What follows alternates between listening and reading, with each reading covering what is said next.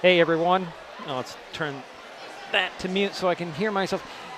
Game's been delayed because of the earlier game, which started at 4:30, just got over. We have 40 minutes before the Shelton Heritage game actually kicks off. So, no, change it to 4:20. I can do 20. We can do 20. We can do 20. Okay. Never mind. Forget everything I just said. Stand by. We're going to start without Jerry.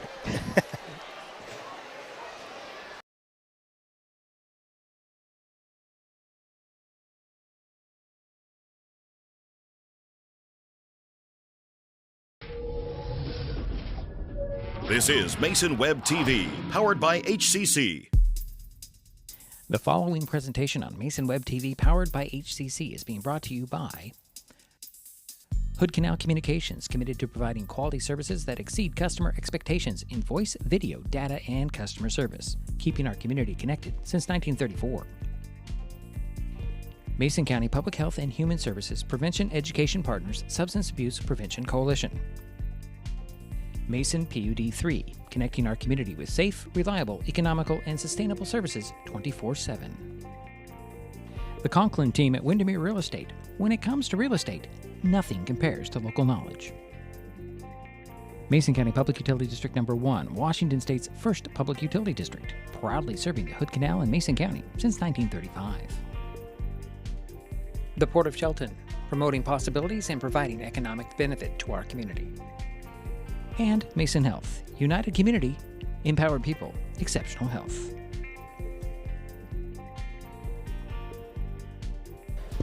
Well, good evening, everyone, and welcome to McKenzie Stadium on the campus of Evergreen High School in Vancouver, Washington. Tonight, Mason Web TV, powered by HCC, continues coverage of the 2025 high school football season as the we were talking about mistakes, and here I go right off the bat.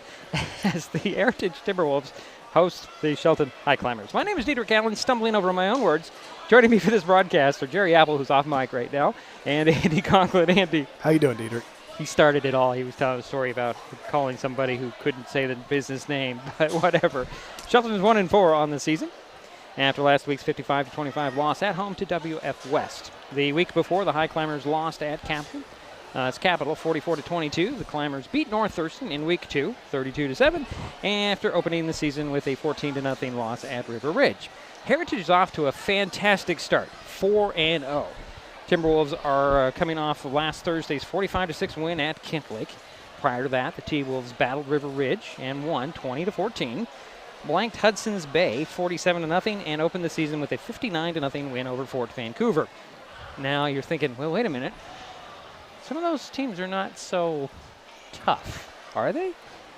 I haven't really heard any major powerhouse names in that list, but the bottom line is they've won, and they've done what they needed to do to get wins, and it was a pretty good matchup, I think, here tonight. I think we'll get into all of that coming up. Last season, Shelton beat Heritage 28-19 on Jack Stark Field in the team's only previous meeting. Coming up, we go head-to-head with Coach Garrett Baldwin. Why am I blanking on that? I don't have any clue. It's week 5 of the 2025 high school. It's week 5 or week 6? Was it 5? Week 5. Week 5. I was right the first time. Okay, high school football season. The Shelton Highclimbers versus the Heritage Timberwolves at McKenzie Stadium in Vancouver on Mason Web TV, powered by HCC. I'll get it together. Really, I've been sitting here too long. We'll be right back. Nicotine in vapes can increase feelings of anxiety and depression. Though quitting isn't always easy, it's a great way to care for your mental health. When you're ready to take control of your well-being, choose the Tomorrow Health app. It's free for Washington teens and proven to work. Brought to you by Mason County Public Health and Mason County Substance Abuse Prevention Coalition. What is fiber internet? We could bore you with the technical details, or we could tell you it's just internet. Internet that can do whatever you need. Crystal clear video chats with the family, smooth streaming of your favorite shows, uploading a ton of vacation photos in an instant. Even all of the above, all at once. Switch to fiber internet from Hood Canal Communications today and get $25 off your first 4 months of gig speed service. Visit hcc.net or call 360-898-2481. Got fall projects? Here are a few that will save energy and save money. Weather strip or caulk around doors and windows, change filters in your heating systems, get necessary maintenance on your HVAC, Clear weeds or leaves from around outdoor heating units and set your thermostat to around 68. Colder temperatures mean higher power usage, so keep an eye on how much power you're using with the Smart Hub app. Learn more at pud3.org/tips. When it comes to real estate, experience matters. For over 40 years, the Conklin team at Windermere has been helping Mason County buy and sell homes with care, dedication, and local expertise. We are Jeff, Andy, Shelby, Chrissy, and Laura, your neighbors, climber sponsors, and friends. Thinking about selling or curious what your home is worth, or maybe you're ready to find the perfect spot to call your own. Simply scan the QR code and drop us a line. We'd love the chance to connect and help make your next chapter a great one.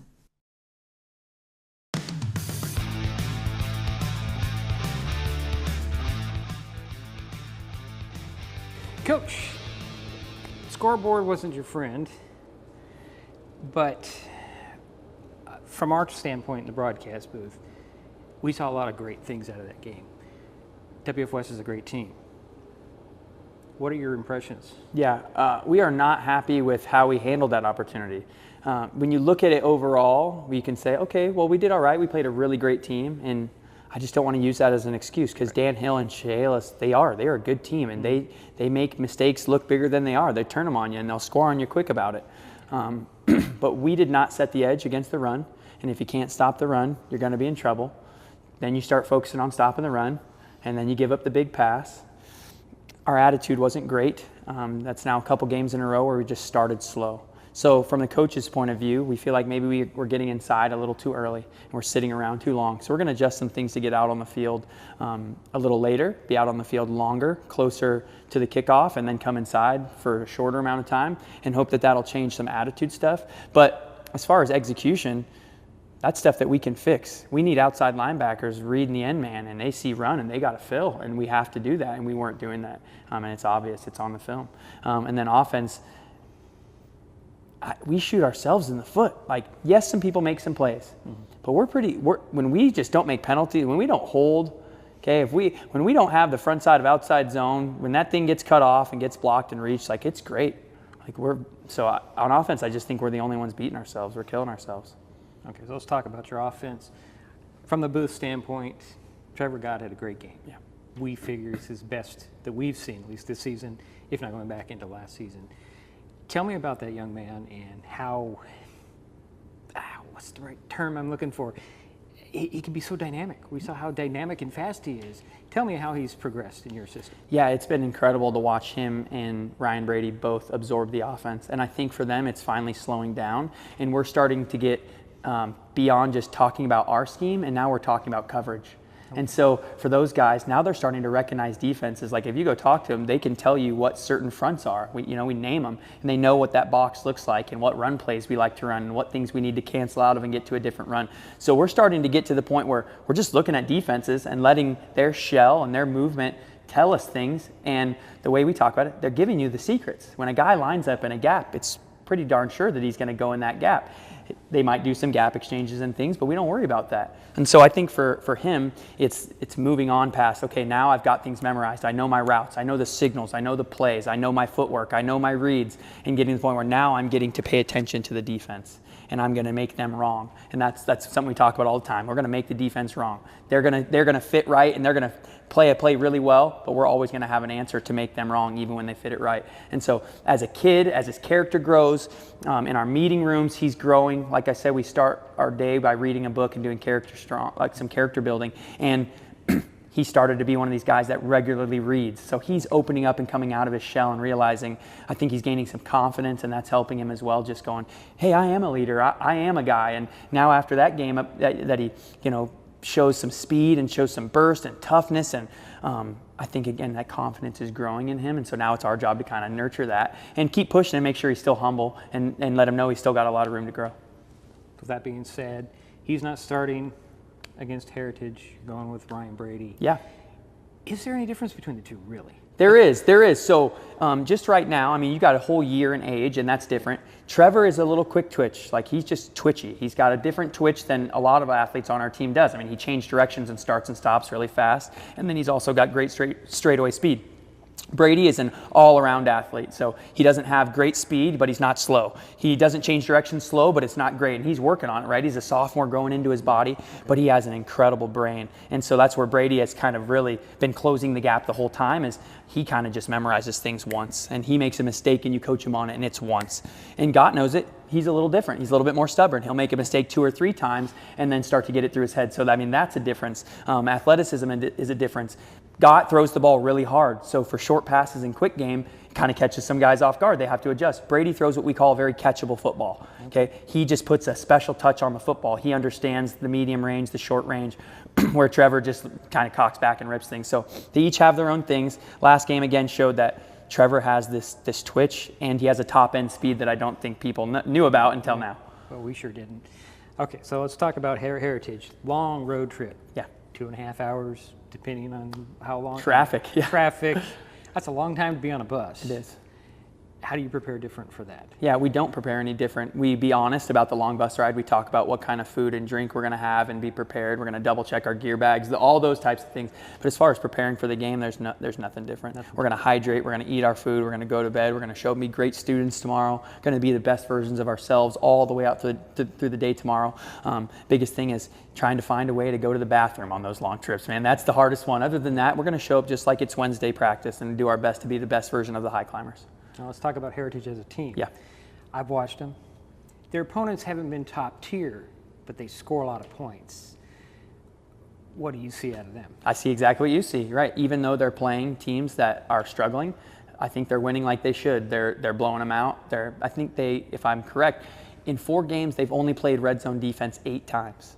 Okay. 8 snaps have their opponents been inside their 20. Yeah. So that's different, right? And I don't think they've played a team like us, so that's going to be different for them. But at the same time, we're going to go play a team that I think has a ton of athletes at each level. They've got a really strong nose guard. They've got 2 good outside linebackers that are athletic and rangy and long. They have a great safety in number 11 I've seen that guy take away the ball on the ground in the air. I've seen him score twice, once off a fumble, once off a 90-yard pick six. And so they've got plenty of athletes. Just like I'd say every team we've played, if you make a mistake, like these guys have the athleticism to just take off and run away from you. So we've got to be careful. We've got to be disciplined. How we ended the day today, I told the guys, the team that makes the least amount of mistakes, the team that's the most disciplined, the team that executes the best is going to win the game. Has nothing to do with talent, those 3 things. Because I think that both teams have their strengths and weaknesses, and I think they play well off each other. So it should be a good game. I'm going to step back a minute because I forgot to ask about A.J. Weir. Yeah, how cool. I couldn't confirm this, but he kicked the record. He did. He broke his own record. His own record. That's what I thought. I just looked everywhere, and I'm like, I can't find it. Yeah. It has to be a record. I will have all the records digitized, I promise. That's one of my off-season goals. Okay. Mr. Chamberlain has provided me with all the football records, and I'll make sure I get those on our website so that you can access them. But yeah, he broke his own record. The only thing that limits AJ truly, right, it's between his ears, like a lot of kickers, it's the snap and the hold process. And that's getting better as the season goes on. The better that process is, the longer he's going to kick. So I would not be surprised if he puts 4 more yards on that thing and kicks a 49-yarder by the end of the season. And that's the belief we have, is that the kid can kick 50-yard field goals. Again, it's protection, snap, hold, and time. Can we give it to him? Because the farther the kick, the lower the angle, faster that ball needs to be back there, and you need to get that thing off. But so proud of him. It's incredible. Well, he came just short of 48 a couple weeks ago. That was amazing. It is. Too. It was like, wow, that's NFL We have a stuff. real kicker, yes. Yeah, okay. Moving back to the trip and your team, we talked before the interview. Trevor's not starting. Just a personnel change, nothing serious with Trevor. No, Trevor's healthy. He's fine. We've had some stuff going on in our team, and so Brady was in line, and he needed to be ready, and he needed to be the starter for this week. So we proceeded this week in that fashion, and now we've come to learn that we're going to be able to have God as well. So both our quarterbacks are ready. Both are totally healthy, and they're ready to go. Okay. No other injuries to report? No. Was somebody who limped off the field last week? Yeah, we had Ira Vanderpool had a little bit of a hamstring, number 30. Okay. But no, he's done a great job working with Gable and made his way back, and he's ready to play. Okay. Well, good luck. Awesome. Thank you so much. Appreciate your time. Go Climbers. Go Climbers. What is gig speed internet? We could bore you with the technical details, or we could tell you that it's marathoning movies on your favorite streaming service with no interruptions, or having the grandkids over and not hearing a single complaint about your Wi-Fi. In other words, it's just what you needed. Switch to gig speed internet from Hood Canal Communications today and get $25 off your first 4 months. Visit hcc.net or call 360-898-2481. When the time comes for the assistance of real estate professionals, look to the team that has been consistently helping people buy and sell real estate for over 40 years in Mason County. Jeff, Andy, Chrissy, Shelby, and Laura from the Conklin team at Windermere Real Estate take great pride in our area and are proud sponsors of our community. If you are interested to know what your property might be worth or want to find just the right spot, scan that QR code and drop us a line. We'd be honored to help. If you're enjoying this broadcast, please give us a like on your favorite social media. Use the handle @MasonWebTV to find us on Facebook, YouTube, Twitch, and Blue Sky Social. Subscribe and follow Mason Web TV so you never miss anything. Also, thank our sponsors who are helping make this broadcast possible. They include Mason Health, United Community, Empowered People, Exceptional Health.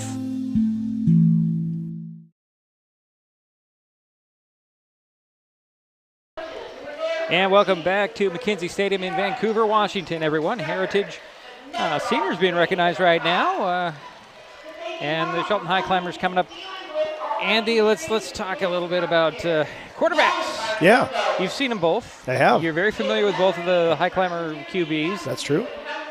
I'm going to put you on the spot here. If you had your choice, who'd you go with? That's a tough one.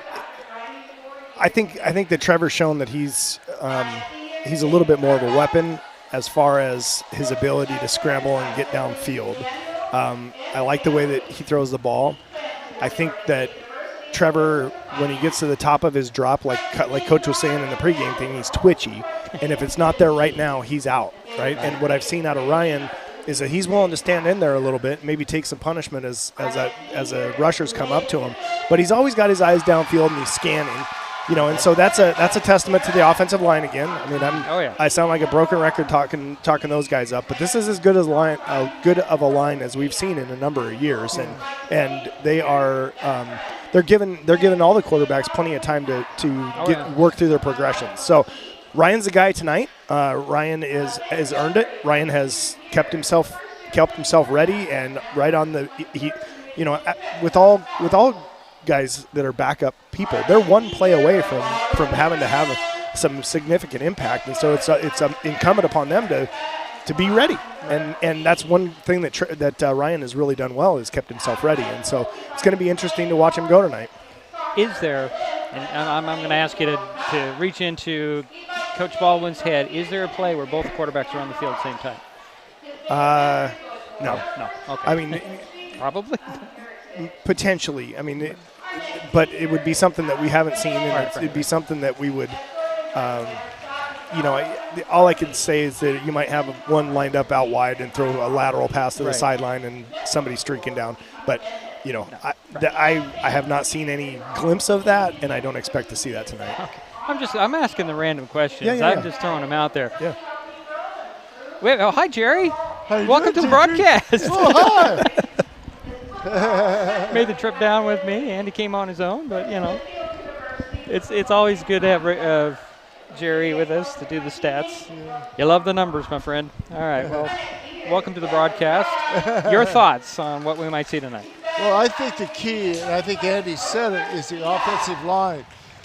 Hopefully they will give our quarterback, plenty of time, especially going back and looking at the North Thurston game. Mm-hmm. And the other thing, we need to get that running game established early so that we can start opening up the passing game. So I think that's the key. Offensive line does her job, and we get a running game going early. And, of course, we've got that X factor, A.J. Rear. And right. He's definitely, if it's a close game, he can make the difference with a field goal and making the point after attempts. So, yeah.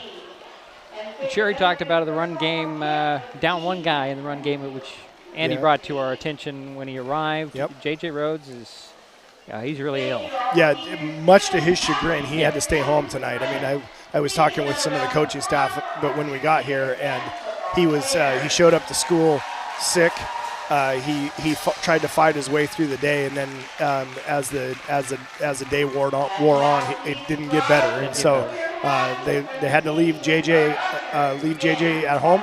I bet he's watching right now. JJ, how you doing? Get healthy, buddy. We're going to miss you here a lot tonight, but we know that it has to be 100% legit for JJ to not be here. Let me ask you a question. Jerry, we got a national anthem. Let's take a pause. We'll be right back.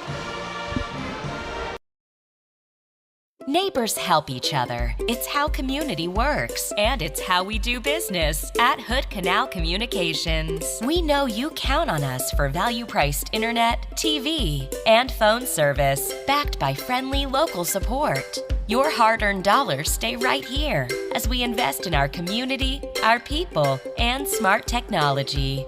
Hood Canal Communications, keeping our community connected while being a good neighbor. When it comes to real estate, experience matters. For over 40 years, the Conklin team at Windermere has been helping Mason County buy and sell homes with care, dedication, and local expertise. We are Jeff, Andy, Shelby, Chrissy, and Laura, your neighbors, climber sponsors, and friends. Thinking about selling or curious what your home is worth, or maybe you're ready to find the perfect spot to call your own. Simply scan the QR code and drop us a line. We'd love the chance to connect and help make your next chapter a great one. All right, Jerry. Sorry we do cut you off, but we have to honor America and let the band do it. We'll hear lots of the band tonight. They're playing now. They'll play almost constantly. Two great bands. Yeah, well, just throwing a warning out there to everybody that the band will be playing and drowning us out, which may not be a bad thing time to time. Go ahead, Jerry. Here's my question to Andy especially. Who do you see besides Vanderpool that's going to have to step up in that running game? Ira's he's gonna have to carry a heavy load tonight, and he's been a little bit dinged up. But I haven't talked to anybody about this, but based on what we've seen towards the end of games, it looks like Noah Hernandez-Parker might be the number 2 guy, and he is very close to being a number 1 guy. He is a great runner. He is quick. Oh. He is also twitchy, and he has great vision. And so he's been hampered by the injury bug here for the last season and a half, but he's starting to make his way back, and I have a feeling we're going to see him tonight. Okay. And what we've seen from Noah has been pretty stellar. I thought. Very few snaps, but he's been very effective in those few opportunities. Yes. Okay. The captains tonight. Minus JJ. Senior Mason Guard, senior Gabe Gooley, senior Bennett Henry, and junior JJ. Well, JJ's not here. JJ's not here. So who's the 4th one? Looks like there's only 3. Huh? Only 3. No, I can't do that. Wow. Can't make the 3 signal. And it looks like the Highclimbers will receive the opening kickoff here. I think they lost the toss in this one. I think that's what I saw on the field. And Heritage wanted the ball. Oh, no, they wanted the ball in the second half. Yeah. Pay attention, Andy. Yeah, sorry. We know what you meant. So the T-Wolves will be in their purple uniforms, all purple. Welcome to the Purple Palace, I guess. That's what I call North Thurston, but it's all right. Their gymnasium's very purple.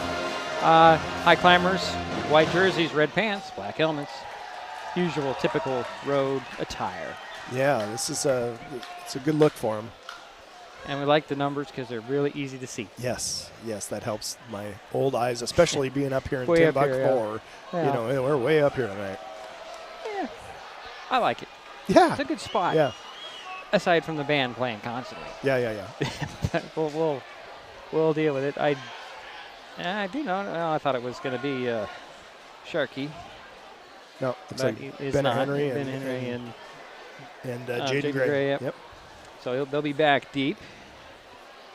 So Gray's back deep. Who's the other? Bennett Henry, number 88. All right. Sebastian Herrera Cruz will do the kicking, 93. It's really weird to see a 93 on a kicker. Yeah. I mean, but why not? It's like a spring training number. Get him a jersey, guy, everybody. That's a baseball phrase. Get him a number. Could have the X on there. Yeah. All right, I digress a lot tonight. You're going to see, I'm going to digress a lot tonight. That's okay. It's fine. I suppose I should go to that camera, and hopefully I didn't kick my clock camera off too much. So we're ready to get this thing underway, and we're only 23 minutes past scheduled kickoff time. So a lot better than I expected. To be honest. Well, they had a running clock there in the fourth quarter of the last game. So yeah, it was, 56-9? Yeah, that was a blowout. Yeah, it was a run up and the kick, high end over end. It looks like Gray's going to take about the 6. Got a little run. Oh, boy, look at this. Up to the 40, got the kicker to beat here, or the guy in safety. Up the sidelines and out of bounds inside. That's a good return and a great way to start for the Highclimbers. They can come out and set some pace down right now and just take control from the get-go. Great return. 32-yard line in Timberwolves. I was just calling them Timberline. What is going on? 62-yard return. Great return. So 1st and 10 for the Highclimbers from the Heritage 32. Just exactly the way the Highclimbers wanted to start this game. Short field. Let's go. That's his nicest return of the season. Ryan Brady work out of the shotgun for his first snap. Vanderpool to his right, 2 receivers on the far side, 1 on the near side, and Bennett Henry at the end of the line, about 2 yards back. Long snap count. And Brady's going to sling it, and it's going to be knocked down at the line of scrimmage. Incomplete. Yep, quick little snag route to set up for Bennett, but one of those big guys up front got their hands in the way. It looks like number 63 got his hands on that. That's Adam Fredendahl. That's a big guys on those lines. We don't have heights on this sheet, but those are some big guys down there from our perspective. So pistol for Brady.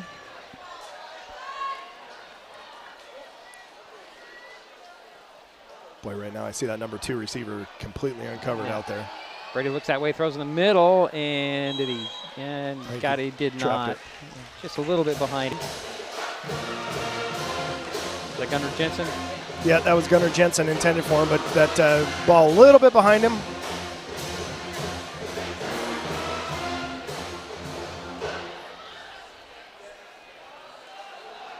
See the top of the screen, that number 2 receiver uncovered right now, and they're going to bring down number 11 stacked over the top of him here. So 2 on the far, 2 on the near. Out of the pistol goes Brady. Short drop. Now he's going to backpedal, throw a little screen in the middle to Vanderpool. He's covered up pretty quickly. Yeah, I was watching Heritage pregame, and they definitely had that play scouted. I watched them practicing against it like 4 or 5 times pregame. So they said they're not going to get beat by the screen tonight. So 4th and 12 from the 34. Caleb Jordan wide to the far side. In the slot is Gunnar Jensen on that far side. Hayden Cash, receiver on the near side. And T-Wolves showed blitz there for a moment. Back to pass. All day for Brady. Throws in the middle, and did he come up with it? No, he did not. Hayden Cash in traffic. Said he caught it. Referees say no, it hit the turf. So over on downs it goes to the Timberwolves from Heritage. That's a tough break.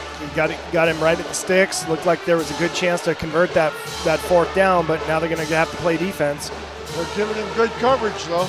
They're giving him good pass protection, right? You bet, they are. O-line was doing a good job right there, keeping him off of him. Ryan did a nice job going through his progression. You know, that first drive jitters again. You'll work those out. So the T-Wolves take over on their own 34-yard line.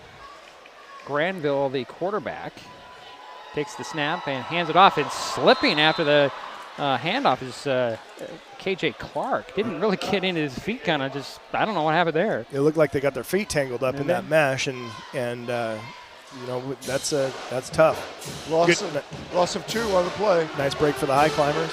Ball back at the 32. 2nd and 12 coming for Heritage. 10.5 minutes to go here, first quarter, no score. Granville out of the shotgun. They're going to shift everybody from the right side to the left side. I don't know if that's on purpose or not. I think that was by design. By design, but it was all lined up on the wrong side. Here's a snap, and Granville's going to try and run, banging bodies, and stuck. Ooh. He was just stuck. He was absolutely stuck by Mason Guard right there. Just stuck. It's like he hit a wall. Yep, Mason Guard was in hot pursuit, and as soon as he cut back, well, number 7 looks like he is coming off the field, or maybe he's not. He's just coming over to get the play. Loss of 1 on the play. Ball back at the 31. It's 3rd down, 13. Oh, boy. Love the PA guy. Oh, boy. This is a big play for the Highclimbers. This is a good chance to get them stopped and get the ball back here. And get good field position. Yeah. Well, ball's at the 31 right now. Granville out of shotgun, and we have a whistle and a timeout, real quick timeout, while the T-Wolves saw something they did not like. Yeah, there was something that they didn't like, either alignment or it looked like it was an offensive alignment issue, but based on the way the coach has his arms folded. First time out of the ball game. You've been in that position, haven't you? Yeah. Sometimes you just can't quite make it work, and you know it's not going to work, and it's best to regroup and start over. Well, on the other side of the ball, this is a big play a big down for the Highclimbers. This is a big play for Heritage here to show that they have their record is not just a fluke.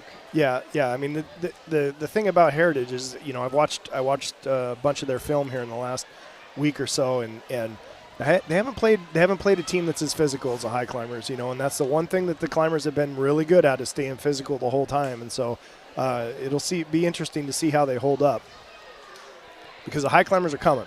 Right. They're here to hit. So 3rd down, 13 from the 31 are the T-Wolves as they break their huddle at the sidelines, head to formation. And so far, the long bus ride has not harmed the Highclimbers. Yeah. So far. Shotgun again for Granville. 2-by-1, it looks like, and a back in the backfield. Back to pass on the rollout. Coming to the near side, he's looking downfield, keeps his feet, going to cut it up, and then run into a couple Highclimbers. Alberto Manzo, one of the guys in there on the play. Yep, and it was Quinn McKinnon chasing him down from the backside, and Gabe Gooley there too. I mean, these guys are going to pursue, and as soon as there's a cutback, he's going to meet somebody wearing a white jersey. Gain of 4 on the play. Brings up 4th down and 8, and it looks like it's going to be a punt. Punt formation for the T-Wolves. So Hayden Cash will go. I keep hitting that tripod. I'm going to have to move myself. Hayden Cash go back, standing about his 37. Wait for this punt.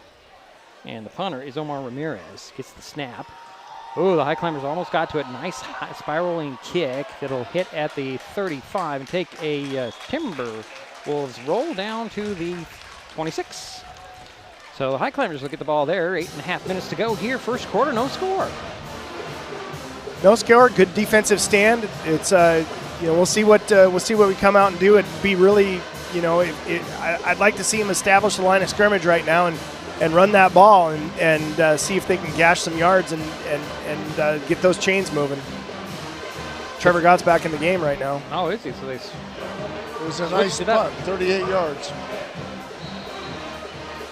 So pistol for the Highclimbers, and they're missing some personnel here. So Jaden Gray will come in and come wide to the near side. Pistol formation, and somebody just jumped off sides for the T-Wolves. Brings out the flags. I think it was a false start against the Highclimbers. Looked like the flags are towards the Heritage side. Oh, interesting.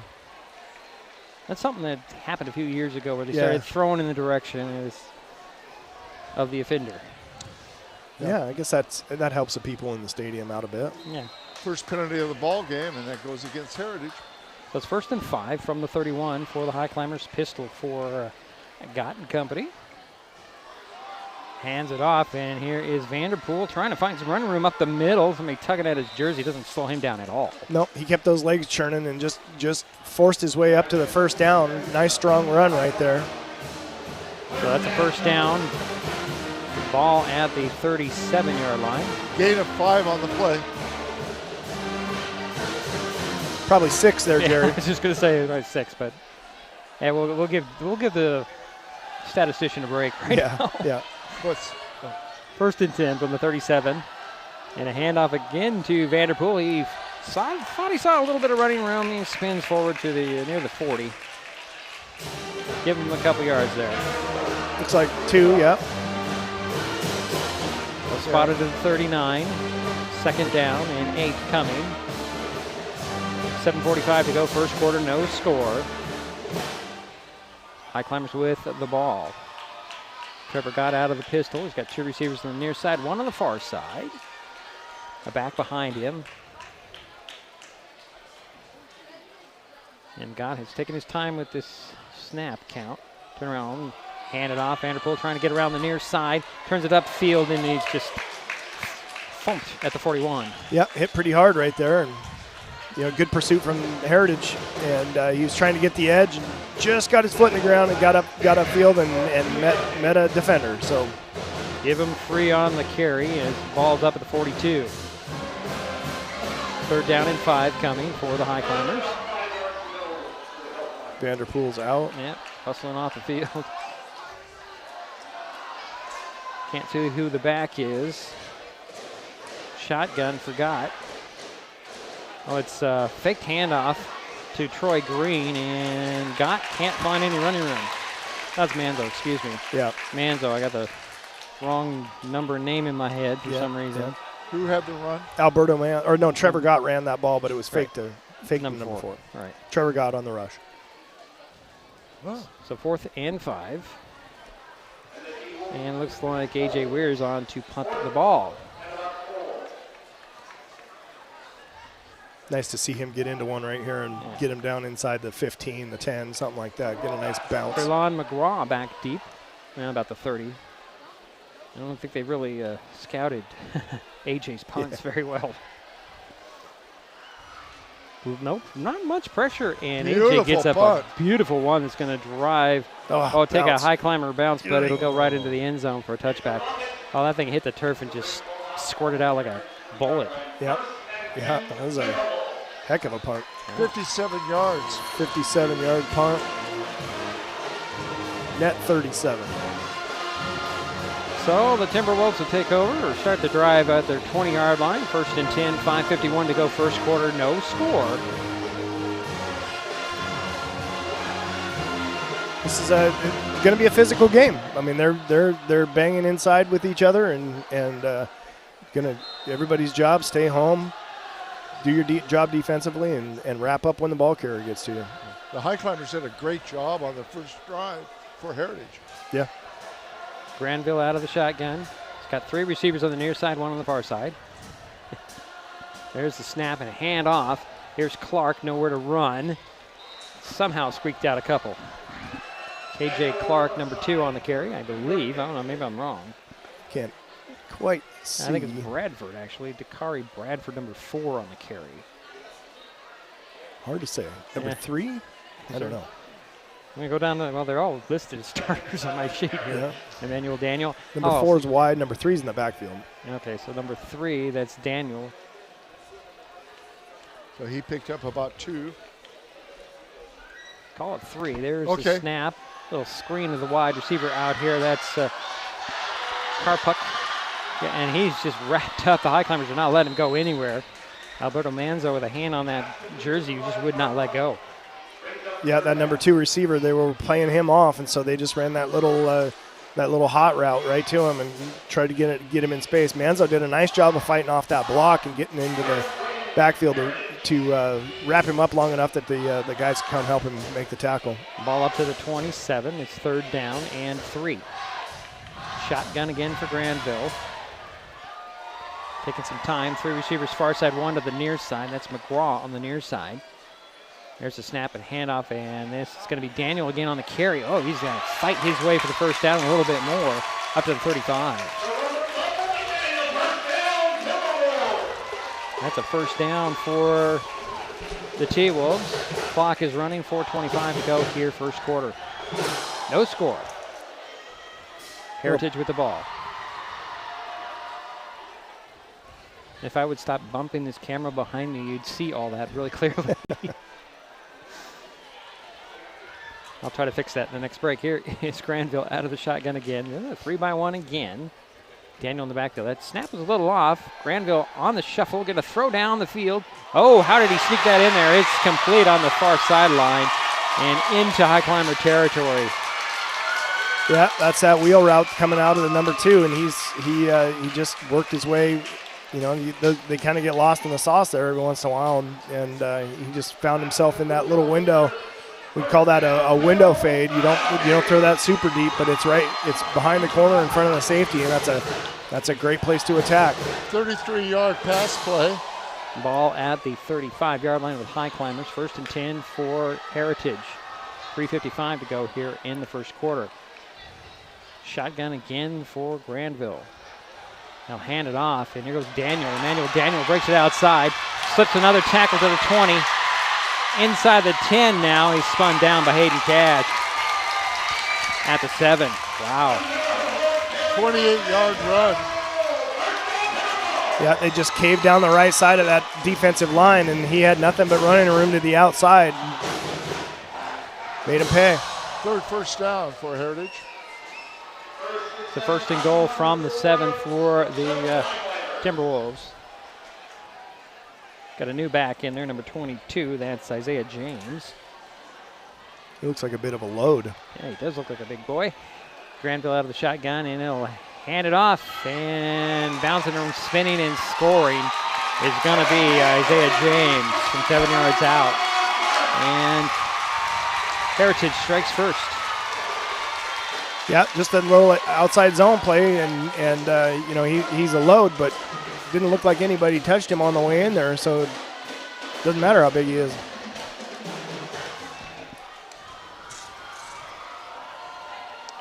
So Omar Ramirez on to kick the point after. The holder is Jacob Karpuk. 6-0 at this point. 3:12 to go first quarter. There's the snap, spot is down, kick is up. Kick is good.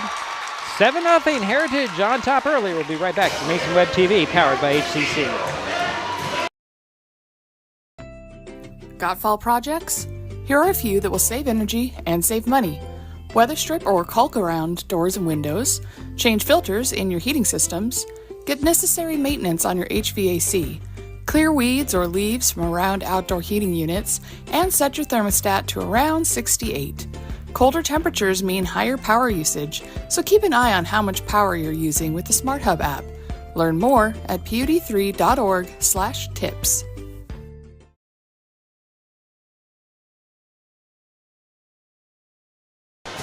Seven nothing.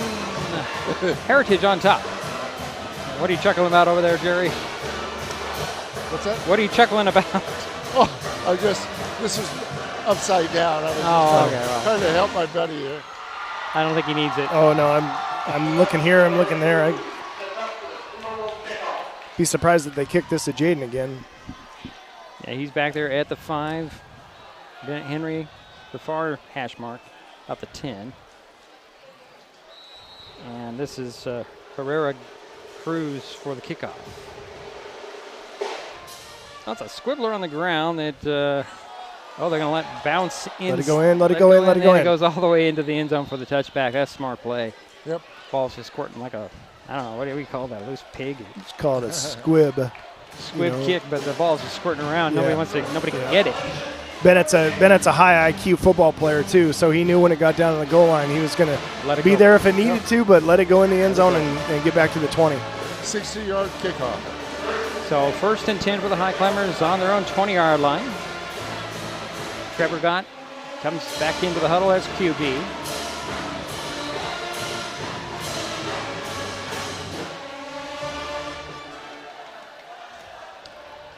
What is that? That's Ethan Corbin coming wide. He's in the slot, isn't he, on the near side? Yep.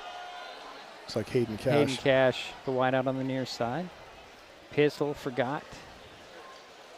Hands it off to the fullback. And this is Troy Green. Yep. I got that one right. Yeah. He gets to looks like 4 on the play. Picking his way around. Yeah, they're going to play all game. Yeah. Now, how much of that do you hear here on the field? What I want to know. A lot. A lot of it? Yeah. Yeah, I mean, fortunately, the Highclimbers are on the other side, so it's not quite as loud on them. Yeah. So 2nd and 6 from the 24, and we have somebody lining up off sides, it looks like. Looks like the end on that side jumped a little bit early and crossed into the neutral zone. So that's a quick 5 on the penalty. And the second penalty, am I right, Jerry? Second Yes, penalty second on Heritage. penalty on Heritage for a total of 10 yards. So it makes it 2nd and 1 from the 29. This is an offensive coordinator's best friend right here, 2nd and 1. 2nd and 1. It can do anything, right? Yep.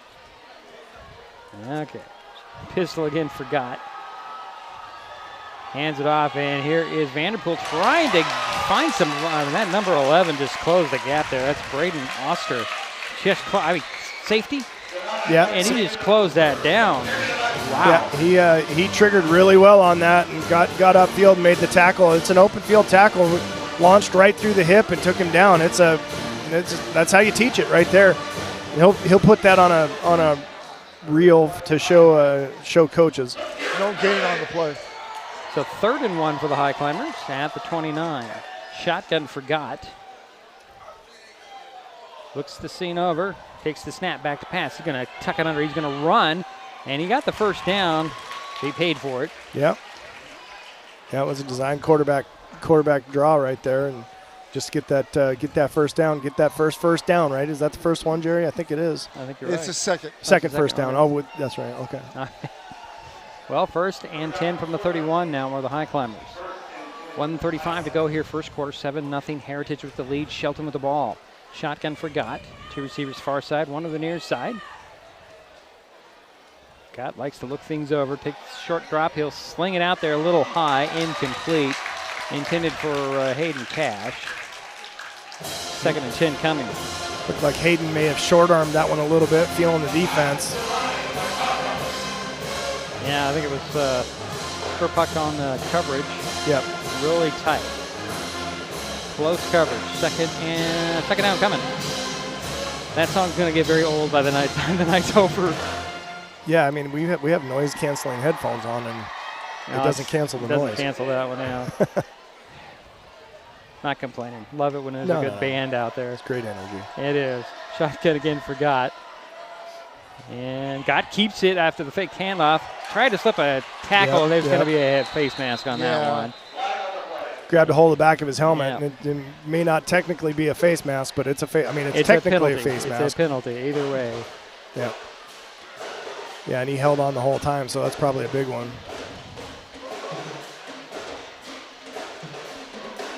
And you saw Trevor try to somehow get away from that grass. Right.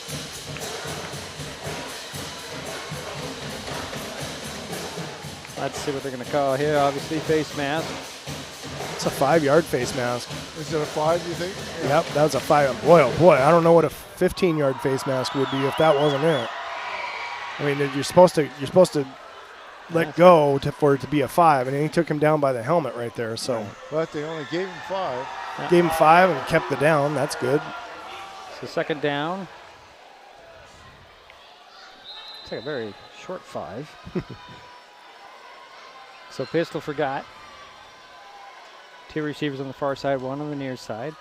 Snap and hand it off. Vanderpool had a hole, and that closed quickly, but he drives his legs, and he might have gotten that first down to the 42. Yep, got a good leg drive. Very close. See where they mark it. Yeah, it looks like it's going to be the 42. I always wonder who gets the spot. Yeah. The far guy or the near guy? I always wonder that. Well, good for first down. And it's first down at the 42. I would think it would be the near guy. He'd have the best look, but sometimes they just don't see. 35. No. 1st and 10 from the 42. Caught out of the pistol, handed off to Vanderpool. Tries to come this way, turns the corner, get another high tackle there. That outside zone play again. They're trying to get that edge set, and they're just not sealing them to the inside. And Heritage is doing a heck of a nice job of fighting up, and they're spilling it, and then their force players there, and they wrap him up and take him down. 2 on the play. Yeah, 2-yard pickup, 2nd and 8 from the 44. Quarter's going to run out on him, and there's 1 quarter in the books. 7-0 Heritage. We'll be right back to Mason Web TV, powered by HCC. What is gig speed internet?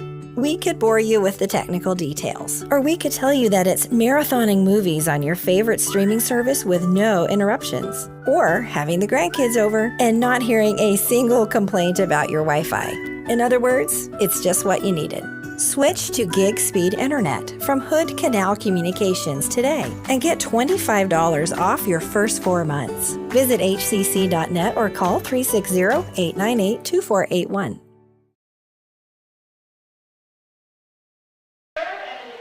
Well, 1 quarter in the books, 7-0 Heritage on top of Highclimbers. Have a 2nd and 8 from their own 44 to start the quarter. Jerry, go ahead. Each team has 3 first downs. Okay. Highclimbers out there. Boy, is there a speaker like right over our head somewhere? It sounds like it's right in our ears. I mean, my goodness. It is loud. A little overdriven, I think. You know, turn it down a tad. It sounds a whole lot better. That's all right. That's the sound guy in me. So the Highclimbers to start the quarter with the ball. They have a 2nd and 8 from their own 44. Trailing by 7 here.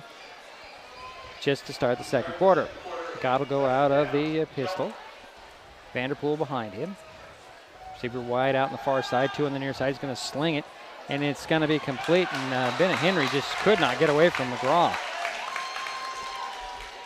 It's tough for a receiver when they got their back to the defense right there and the ball comes. I mean, it's all done by design, but, you know, it's tough when you got somebody closing on you. He did.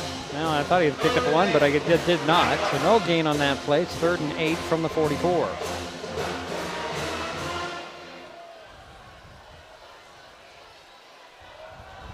Pistol again for Gott. 2 receivers to the far side, 1 to the near side.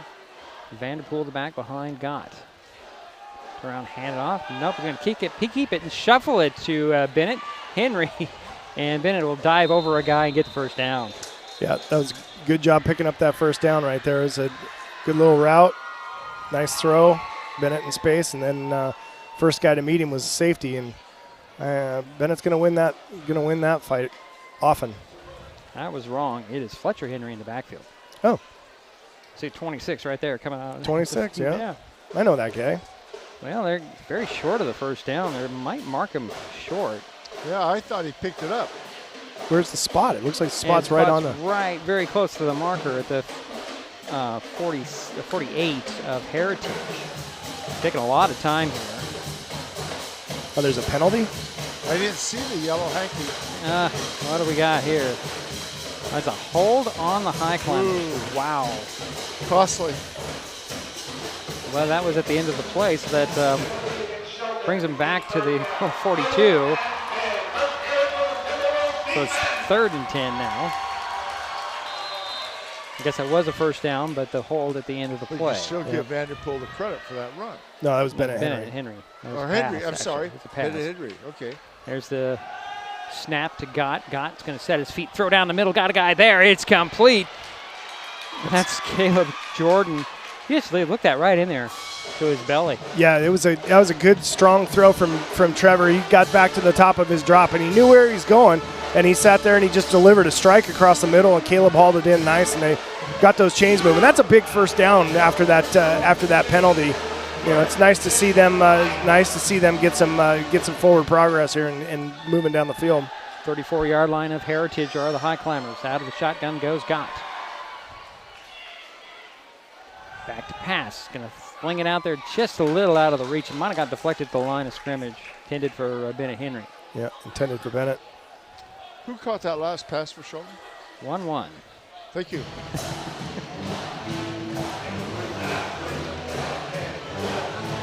So 2nd and 10 from the 34 for the Highclimbers. 10:26 to go here. Second quarter. 7-0 Heritage. Shelton with the ball. Ethan Corbin in the slot on the near side. Caleb Jordan, the wideout, on the near side. Still Fletcher in the backfield. Fletcher's in the backfield. Behind Gott. Out of the pistol. Turn around, hand it off to Fletcher Henry. Trying to find some space to run, and not much there. Yeah, and he fought his way. Some pushing and shoving after the play. You hate to see that. But emotions are very high. Yeah, that was completely unnecessary. but defending your teammate. Yeah. But that's not an excuse. Got to keep your head, right? Yep. Bennett Henry's over here trying to negotiate with the side judge, and he's well, there's 2 flags. There are 2 flags. Let's see what they actually call here.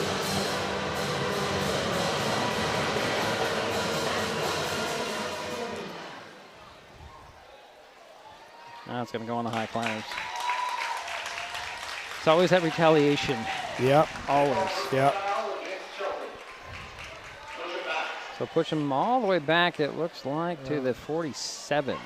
Yeah, another penalty on the Highclimbers. That's their second for a total of 25 yards. And that one was pretty crucial. That's an expensive one, that's for sure. These guys got to be able to keep their cool when things aren't going their way. And, that was a good hard run by Fletcher right there. He fought for a couple extra yards, and then right at the very end, somebody decided to keep on shoving. So 2nd down and 23 from the 47 for the Highclimbers. Out of the shotgun goes Gott. He'll keep it. Trying to bounce by some guys. He's pulling bodies to the 41. That's hard to do for a QB. Yeah, he had some beef in front of him helping him push the pile a bit, but Trevor did a nice job of just fighting for every last morsel he could. Yeah, gain of 6 on the play. Now the board says it's 3rd down. The down marker says 4th down. Trying to see if the officials are signaling. I think it's 3rd down. I think it's 3rd down as well. It's 17 yards for the first down from the 41. Whether it's 4th or 3rd, we'll see after this play.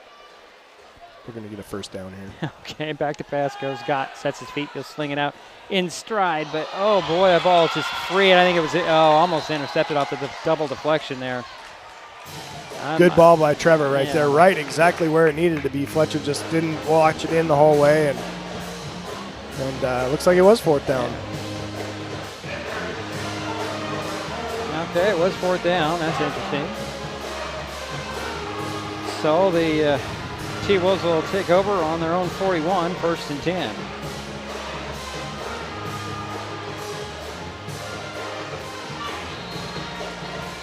They lead this ball game 7-0, 9:16 to go here in the first half.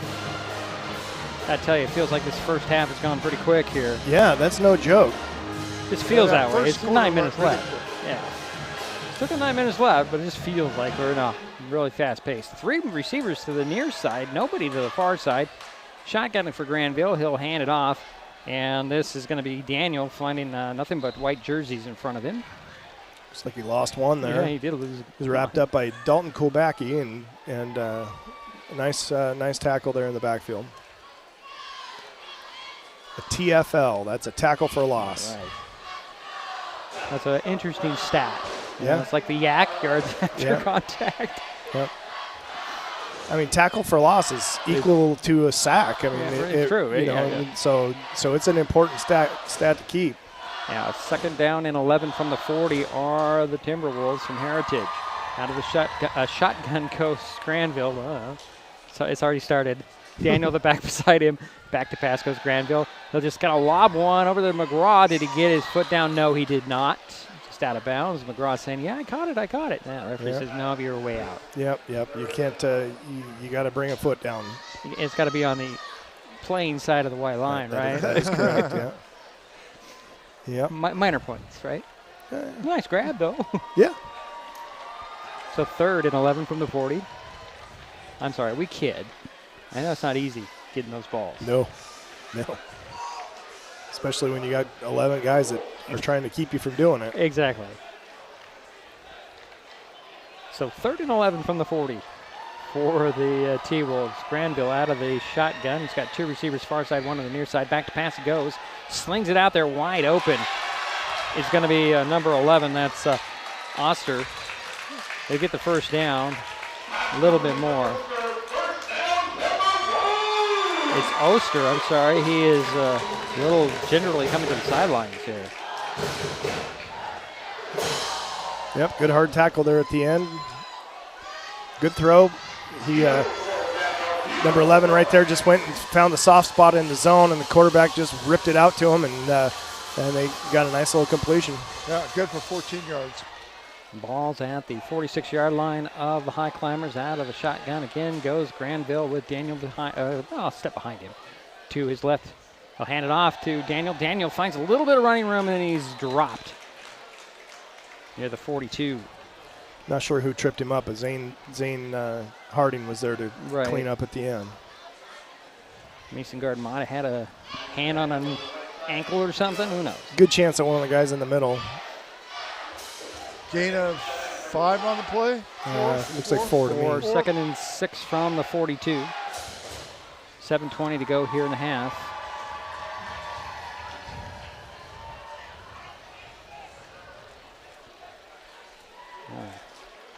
Often wonder if these wide receivers who leave the huddle early ever really get the play.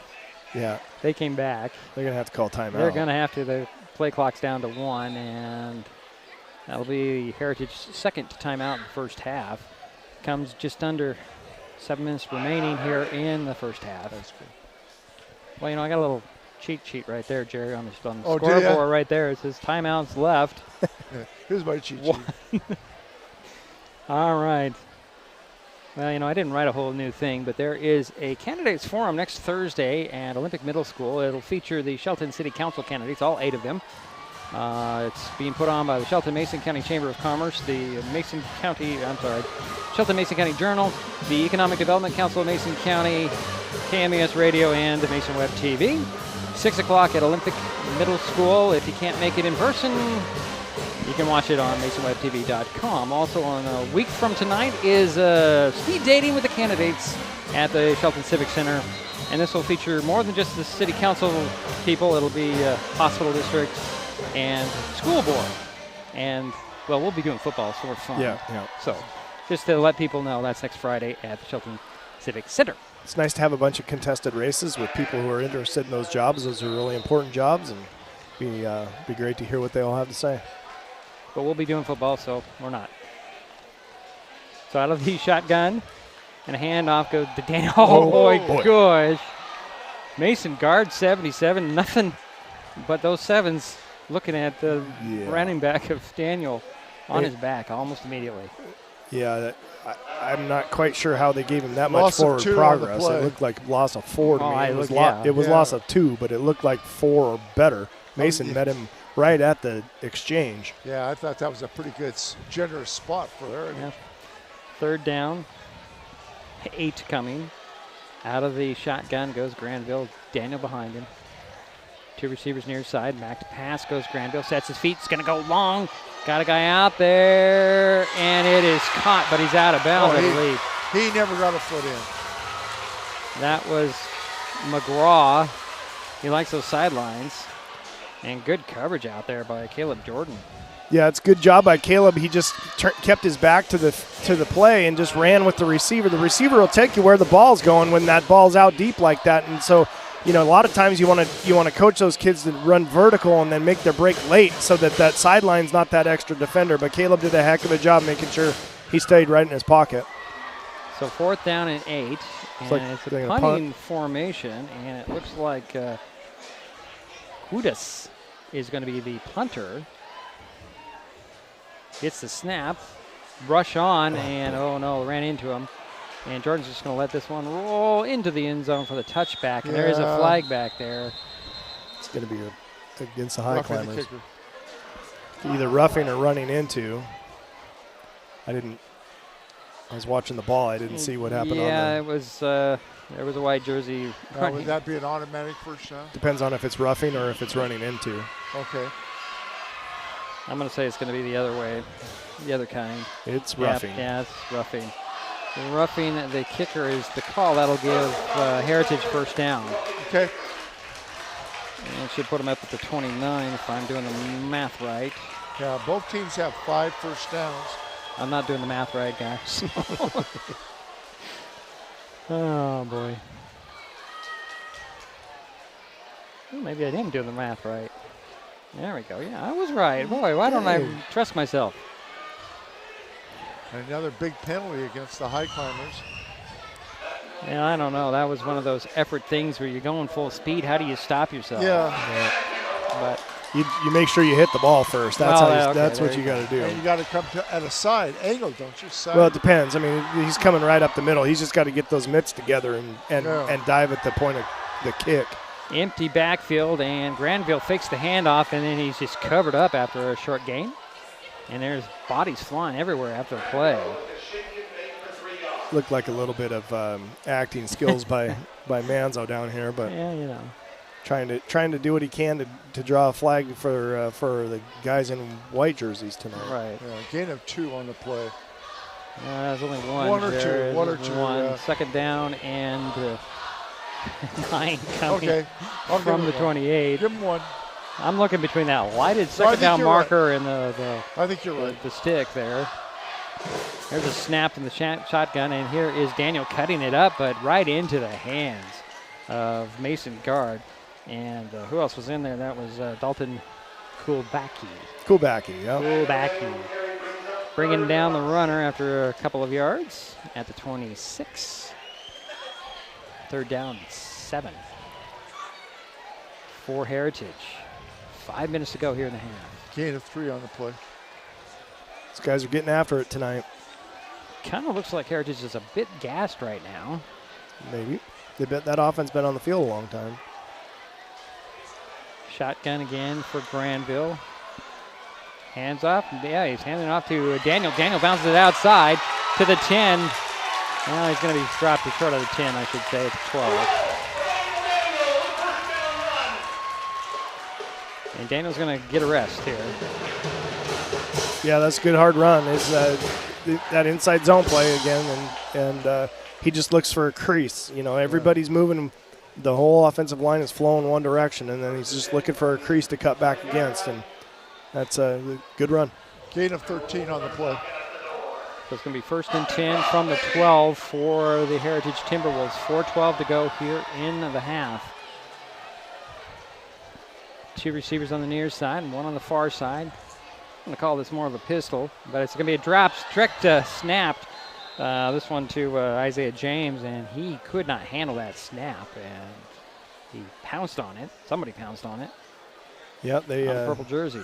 And they keep possession, but they lost a couple of yards. It's tough when you have people who aren't used to catching that snap. It gets back there faster than you expect a lot of times, and you know it's a good way to trick the defense, but boy, you got to execute. Loss of 4 on the play.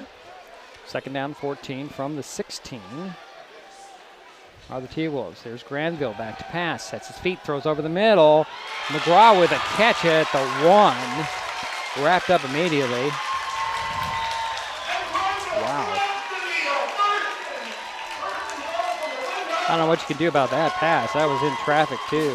Yeah, it's a good pass. It was a good route. You know, you got it. That's in that middle safety land, and a lot of times the middle safety's job is he's a run support guy too. And if you get a play action on that in the middle safety bites, he comes down too hard, too fast.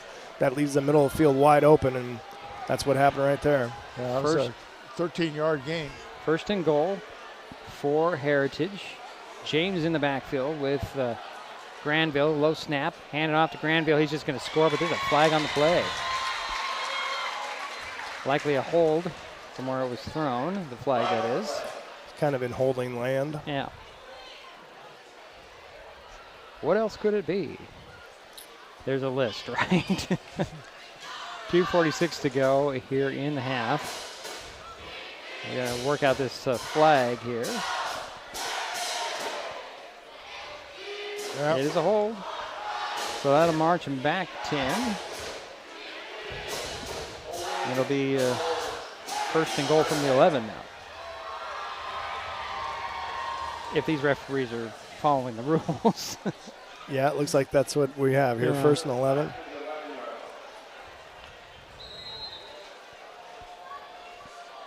So there's 2 receivers, the near side and the shotgun for Granville. James still the back to pass goes. Granville looks over, avoids one guy, jumps and throws in the middle. It's caught. McGraw going backwards, turn around, gets to the 10, to the 5, going to be pulled down. Zane Hardy saved that touchdown right there. Yeah, that was an athletic move there by the receiver. He had nowhere to go, and another athletic move by that quarterback. That was dead on arrival, and they managed to squeak 9 yards out of that play. You hate to see your quarterback jump up in the air and throw a ball, though. That is for sure. Second down and goal from the 3 are the T-Wolves. And I think we're going to have a timeout on the field here. Going to be the Heritage's last timeout here in the half. 2:03 remains here in the half, and it's not been easy for Heritage at all, or the Highclimbers defensively. No. That was the 4th pass caught by McGraw. Oh, he's got some speed as well. I mean, that's basically what happened is he outran everybody. Right. Yeah, you get that flow, and everybody's flowing with the quarterback to the far side of the field right there, and then that jump pass, and then he had all kinds of room over here. It was a good job by Heritage right there to not block in the back, which you see a lot in that situation. But, it's a second goal from what looks like the 3 here, and Highclimbers going to have to dial up their defense and get it. The goal here is always a TFL or a takeaway, right? You want to get a tackle for a loss or a turnover. That's the entire purpose when you're inside the 5, and that's got to happen. And on the other side of the ball, Heritage would love to get a score here, and then they get the ball to start the third quarter.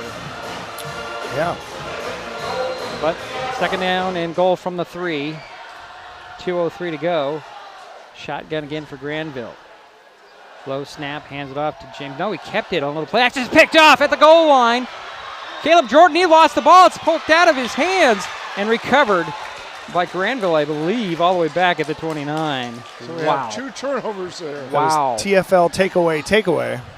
Wow. Now, here's a question. It's first down for Heritage. Yep, that is a change of possession. It's 1st and 10 from the 31 going, or the 29, wherever the spot is. Yeah, the 29 going in. Wow. Good job by Caleb Jordan jumping that route. I mean, they had him on an island out there, and he broke underneath it. Saw it coming the whole way. Got to tuck that ball away. That's that ball security we were talking about before the game, Diedrich, where you just got to get that ball high and tight and take care of it at all costs. Well, Caleb was seeing a lot of green in front of him, and no doubt. Wow. See how fast Heritage is to close that out. And your quarterback recovers the ball. Yeah. That he threw the pick to. I mean, that's amazing. So 1st and 10 for Heritage at the Highclimber 29, a minute 27 to work. Shotgun again for Granville. 3 receivers on the near side. Another low snap. Granville on the rollout, throws, and it is caught out there by Karpuk, and then covered up quite nicely after that. Sharky French was one of the guys in there. McKinnon as well. Yep. Wow. Lots of guys there. So, yeah, Alberto Manzo, he's outside leverage on the number 1 receiver out here, and he's got to carry him vertical, and at the same time, he's also a flat defender. So that's a difficult position to be in. 6-yard pickup. Back to pass again. Granville looks to the far side. Now he's going to roll out. He's going to run into the arms. Waiting. Oh, the ball came out as well. And the Highclimbers say they have it. Let's see what the guys in the stripes say, though. Tackle was made. Highclimber football. Yeah, it was made by Cameron Winans, and I think he forced that fumble. Yeah, he was on. You could see him. He's that quarterback looked like a pork chop to him, and he was chasing him down, and as soon as that quarterback went to set his feet, number 7 there, Cameron was closing the gap, and he hit him from behind. That ball squirted free. Highclimbers take over at the 26-yard line, 45 seconds to work. Second turnover on Heritage. Got to work out of the pistol. They'll send 2 receivers to the near side, 1 to the far side. That's a big turnover right now. There it is. So Gott wait for the snap here. Surveying the scene, back to pass. Sets his feet, got lots of time to gets it to Gunnar Jensen. Jensen gets the first down up and out of bounds near the midfield. Wow. Good job right there. That was a nice little slow developing mesh play, and Trevor made a nice pump fake, which moved the safety off just enough to free Gunnar up coming in on the mesh, and then Gunnar did a nice job getting upfield as far as he could and getting out of bounds and getting the clock stopped. Well, ball spotted at the 46-yard line, 1st and 10 for the Highclimbers. 42 seconds remain here in the half. 20-yard pass play. Highclimbers working with all 3 of their timeouts. Looks like they're spending one of them right here. And really didn't have to, but the communication might have been an issue. Maybe not. Maybe official timeout. It did look to me like Gunnar Jensen was out of bounds, more closer to midfield than in the 46, so that might be what they're talking about here. Yeah. But we don't know. We're up here. I'm just, okay, so we're biased. All right, let's face it. Somebody call New York and get the replay, but you get the replay official involved. Yeah. Oh, we just lost the camera there, so sorry, folks. Because we've been here so long. I'll have to swap out batteries at halftime. Well, they kept the ball at the 46, 1st and 10 for the Highclimbers. 42 seconds remain. Tight formation for the Climbers. Shotgun forgot. Back to pass he goes. Looks down the middle of the field. Now he's going to throw it. Got a guy there. Nice. Oh, almost a nice catch out there by Jaden Gray, but didn't quite haul it in. Yeah, he saw pay dirt in front of him, and again, it's catching that ball, securing that ball, and those over-the-top passes is really, really, really important. Nice pass, though. Great ball, great delivery, right on time, right in the right spot. A lot of time went off the clock. 9 seconds. Wow. Yeah. 33 seconds remaining now. 2nd down and 10 from the 46 for the Highclimbers. Pistol forgot. 2 receivers on the near side, 1 on the far side. There's the snap. Back to pass goes. Gott sets his feet. He's got some time. He'll throw over the middle.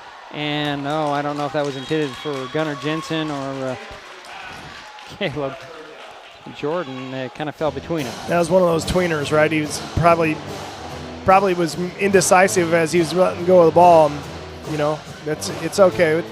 3rd down, still got time to get a nice little chunky yardage off, and it'd be really, really great to get 20 yards-ish, 25 yards here, and give A.J. Weir a chance to boot one through at least before halftime. So 3rd and 10 from the 46 for the Highclimbers. Pistol forgot. 2 receivers wide to the near side, 1 to the far side. Back behind Gott, I believe that's Fletcher entering. Back to pass he goes. No, it's Vanderpool. Gott avoids 1 tackle, sidearms it, and is it caught? I think it was caught by Caleb Jordan. Wow. Great job by Trevor right there. He slipped away from that tackler, and like you said, sidearm, that different arm angle, right? That's it's just being an athlete, right? Being an athlete's got to make plays, and they got a nice little timeout here with plenty of time to get a couple plays off, get down the field, score a touchdown would be amazing, but at least give yourself a chance to kick a field goal here. First time out for the Highclimbers. 2nd, actually. Oh, no, you're right, 1st. I thought it was the 2nd. It was the 1st. I'm looking at the board. Sorry. Ball's up at the 43-yard line. I'm sorry, this band is just going crazy over here. To our right. Who caught that pass? 1-1. What? 1-1, number 11. Yep, Caleb Jordan. Okay, thanks. That's 1-1. Should I give you the hand signals? Gee, I don't have him. Jerry. 1st and 10 from the 43-yard line on the Highclimbers. 18 seconds to go here in the first half. 7-0 Heritage. Shelton with the ball. Pistol forgot. Vanderpool behind him. There are 2 high safeties, and now they're going to roll back and give up the outside, going to give up the out. Back to pass goes Gott. It's going to be flushed out on the rollout. Going to throw it short to Gunnar Jensen. He's going to get the 1st down and step out of bounds. He's very close to 1st down.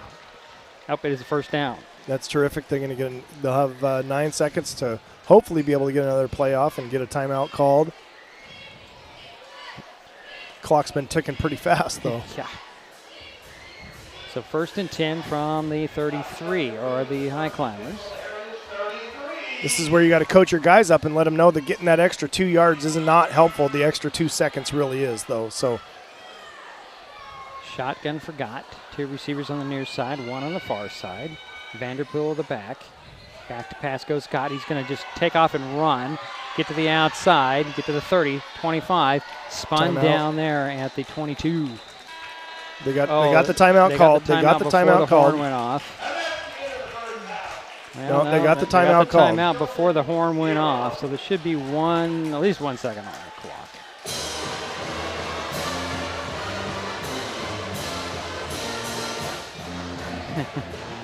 Clock operator has a halftime up there, but there's one more down here. Oh. They called that. They called it. They did not. That is terrible. Here comes Coach Baldwin. He's going to come unglued. Yeah, I don't blame him on this one. The timeout was called before the horn went off, and Baldwin is not happy whatsoever. Yeah, that's. I mean, you called the timeout. I heard the horn, so there had to be at least 1 second left. This is a terrible, terrible, terrible decision that they're making right here. Well, it is halftime, 7-0 Heritage with the lead. We'll be right back. It's Mason Web TV, powered by HCC.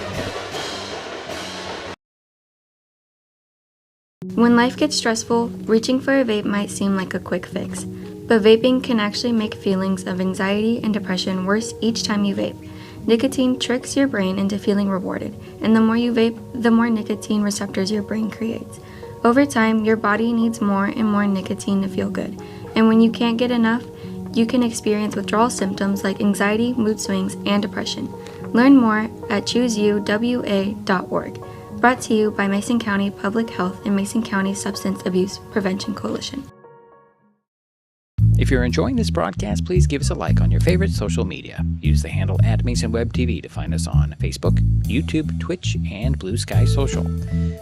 Subscribe and follow Mason Web TV so you never miss anything. Also, thank our sponsors who are helping make this broadcast possible. They include the Port of Shelton, promoting possibilities and providing economic benefit to our community. When the time comes for the assistance of real estate professionals, look to the team that has been consistently helping people buy and sell real estate for over 40 years in Mason County. Jeff, Andy, Chrissy, Shelby, and Laura from the Conklin team at Windermere Real Estate take great pride in our area and are proud sponsors of our community. If you are interested to know what your property might be worth or want to find just the right spot, scan that QR code and drop us a line. We'd be honored to help.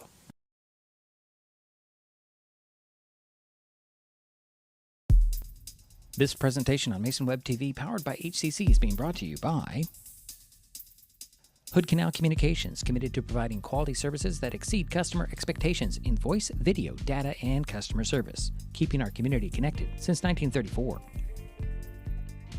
Mason County Public Health and Human Services Prevention Education Partners Substance Abuse Prevention Coalition. Mason PUD 3, connecting our community with safe, reliable, economical, and sustainable services 24/7. The Conklin team at Windermere Real Estate. When it comes to real estate, nothing compares to local knowledge. Mason County Public Utility District Number 1, Washington State's first public utility district, proudly serving the Hood Canal in Mason County since 1935. The Port of Shelton, promoting possibilities and providing economic benefit to our community. And Mason Health, united community, empowered people, exceptional health.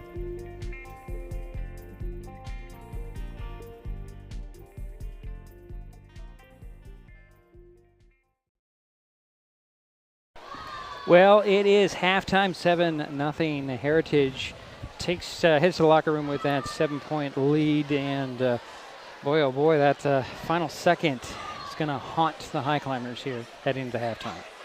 Yeah, just a little bit. That's a huge momentum killer, right? I mean, you had a chance to put 3 on the board and go in and have something great to talk about. Right now, they're all frustrated in there, but you know, that's over now. Right. You got to move on. You got to go in there and focus on the second half. It's a 7-point ball game. Right. You know, they had first and goal on the 2-yard line, and we got the turnover. We got the takeaway. You know, we got down the field. We had to put ourselves in a position to score. You know, you can never blame a game on officials because you can always do something. You know, you always want to make it so the official isn't the deciding factor. That particular situation should be looked at. I mean, the WIAA needs to get a copy of that film clip so that the officials can see what happened. You know, Heritage gets the ball back after halftime, Right. it's going to be incumbent the Highclimbers come out. You can feed on this. You can actually go in there and have this be a unifying event and get down and buckle down, and you just showed yourself that you can drive the ball, you can move the ball down the field. So let's get it done. Exactly, and unfortunately on because I'm not on the ball, I didn't change the battery in the clock camera, so we didn't have that on our own video. Oh. But it's going to be out there. Oh yeah. I mean, it'll be there for sure. I mean, darn it. Well, but I know for sure. I mean, as I said, you watched, you saw the timeout signal, then you said it, then the horn sounded. Yep. So in that whole situation, that's 2 seconds. Oh, absolutely. I mean, I'm trained to watch clocks and manage Right. that kind of time frame, and you always set yourself up, and the coaches are going to be following the side judge down the field, and as soon as that goes out of bounds and the whistle blows, they're on him and they say timeout. And as I looked across the far side of the field there, Coach Baldwin's right there calling timeout. The official raised his hands up, waving it off. And you said it, and then the horn sounded. Right. And that is actually, if anything, is 1 second, possibly 2. Yeah. Yes, 1 second, 2 seconds, it's irrelevant. You Right. got the opportunity to get AJ out there and get him a nice kick and score. And but again, as I said, that's over now. That's over. And you have to move on. I was watching a clip with Roger Federer, great tennis player, the other day, who demonstrated, or he made this point really clear, and it was something that I was flabbergasted by this statistic. And he said in his career he played well over 1,000 singles matches, and in that time he won 80% of those matches. And everybody was like, well, yeah, you're Roger Federer, you were number one in the world for 15 years. Right. He says, but in those matches, I only won 54% of my points. Interesting. Which is a really interesting number. He says, what does that tell you? He says, if you make a great play, it's just a play and you have to move on. If a play is really bad, it's just a point and you have to go move on. And so you can't dwell on the bad things, you can't celebrate the good things. You just have to go get the next one. And the one that you're in right now is the most important. And then the next one's the most important, and leave what's behind you, and that's the message that needs to be set at halftime right now. What happened right there is over. We have no control over it. Right. Time to go win a football game. Right. And we got another half to play, so let's do it then. Yep. All right, Jerry's busy totaling things up. We'll take a quick timeout. We'll be back with Jerry Applestats in just a moment on Mason Web TV, powered by HCC. What is fiber internet? We could bore you with the technical details, or we could tell you it's just internet. Internet that can do whatever you need. Crystal clear video chats with the family, smooth streaming of your favorite shows, uploading a ton of vacation photos in an instant. Even all of the above, all at once. Switch to fiber internet from Hood Canal Communications today and get $25 off your first 4 months of gig speed service. Visit hcc.net or call 360-898-2481. At the U.S. Center for Safe Sport, we see champions everywhere we look. In every sport, on every court, we're building a foundation to ensure all athletes are safe, supported, and strengthened. At the U.S. Center for Safe Sport, ending abuse is not just our job. It's our promise.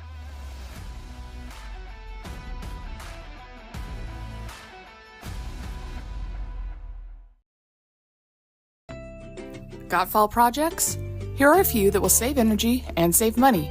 Weather strip or caulk around doors and windows, change filters in your heating systems, get necessary maintenance on your HVAC, clear weeds or leaves from around outdoor heating units, and set your thermostat to around 68.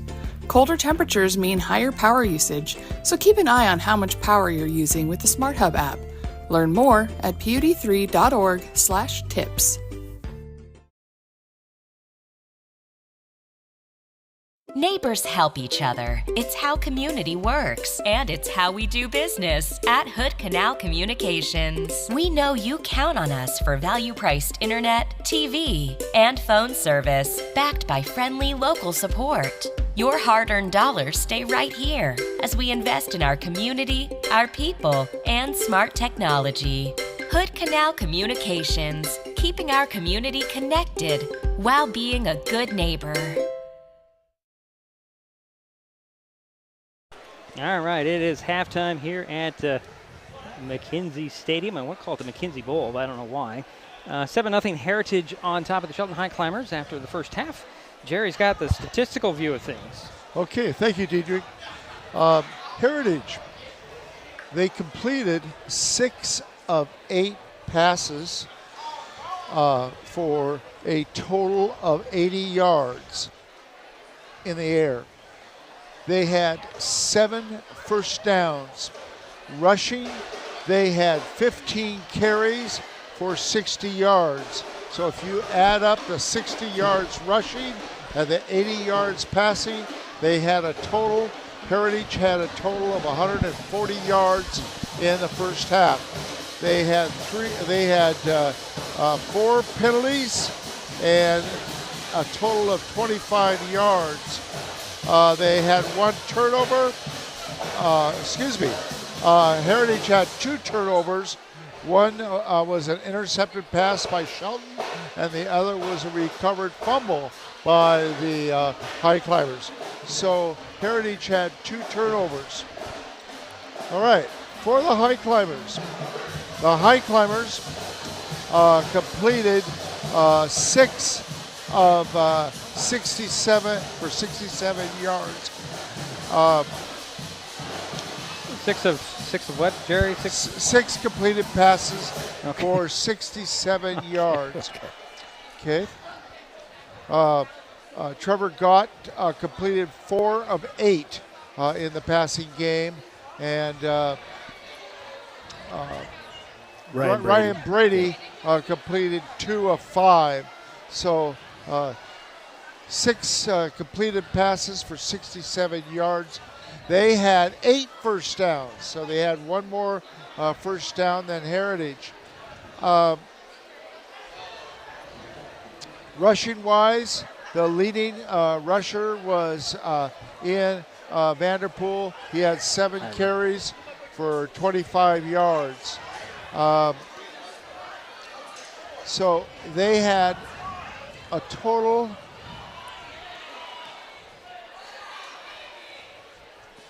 You need a calculator, Jerry? Okay, they had a total on the rushing of 49 yards on 12 carries. Okay, so if you add the 49 yards rushing and the 67 yards receiving, they had a total of 116 yards compared to 140 for Heritage. And they had 1 more first down than Heritage. Now, some other significant things. Shelton had 1 turnover. They intercepted a pass and then they fumbled. So there was 1 turnover for the Highclimbers in the first half. Jaden Gray had a return of 62 yards. Nice return. A.J. Weir had a punt of 57 yards. That was a beautiful punt. Yep. Yeah. So the bottom line here is we are looking at 2 evenly matched teams. So and the score is 7-0. 7-0. Yeah. Yep. The statistics are very, very close. 116 yards to 140 for Heritage. First down, 7 to 8. And Shelton had 40 yards in penalties compared to 25 for Heritage. And of course, Shelton had 1 turnover and Heritage had 2. Now this game could easily be 7-7. Or it could be the other way around. Yeah, it's a good football game, and these guys are competing on the field, and right now the message is it's 1 score, right? We got to shut them down right now and grab momentum and go win this football game, and it's going to start with our first drive, our first defensive series, and our first offensive drive. We have to take control of the game. Another thing I want to mention, as far as the receiving, Gunnar Jensen caught 2 passes for 31 yards, and Caleb Jordan caught 2 passes for 36 yards. And the one thing we have not mentioned in this game is this is the first league game. Oh, yeah. Yeah, I mean, this is a big deal for the league. Yes. Greater St. Helens League, second year in this long-distance league. Very important to get off to a great start. Yeah. This is everybody in the league is going to pay attention to every game from now on. You know, I mean, they all mean something, and you want to get yourself in a position to be able to play in the postseason. Well, we knew this was going to be a close game because we were looking at one key game, and that was River Ridge. And we played just as well as River Ridge in that game. Just unfortunately, we didn't score a couple times. And we've improved since the River Ridge game. Oh, so definitely. I knew it was going to be close. We meaning Shelton. We meaning Shelton, not we. But we have improved. We've improved a lot. I mean, I get notes all the time about how great Jerry's doing all the time. Oh yeah, well that's a given. That's the box that's always checked before the season. Jerry is awesome. Yeah, right. Well, but you know what? I stumbled at first here. That's okay. We'll forgive you. We'll forgive you this one time. Okay. All right. I recovered. Yeah, that's right. So we're gonna take a quick timeout. We'll be back with third quarter. 7-0. Heritage on top.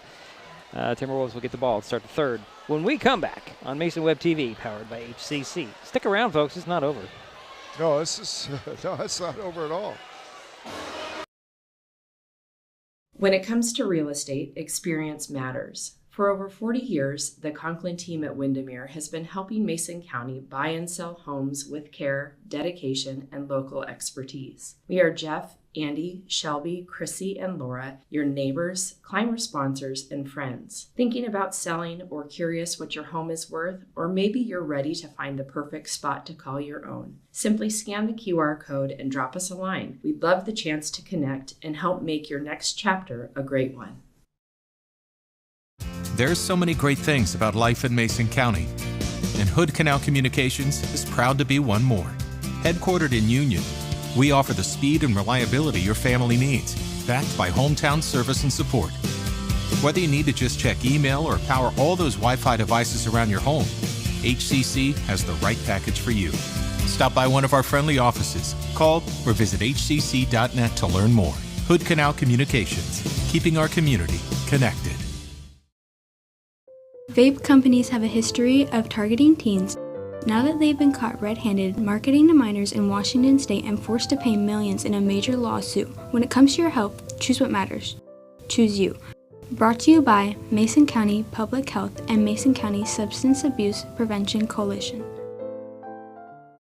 If you're enjoying this broadcast, please give us a like on your favorite social media. Use the handle @MasonWebTV to find us on Facebook, YouTube, Twitch, and Blue Sky Social. Subscribe and follow Mason Web TV so you never miss anything. Also, thank our sponsors who are helping make this broadcast possible. They include Mason County Public Utility District Number 1, Washington State's first public utility district, proudly serving the Hood Canal in Mason County since 1935.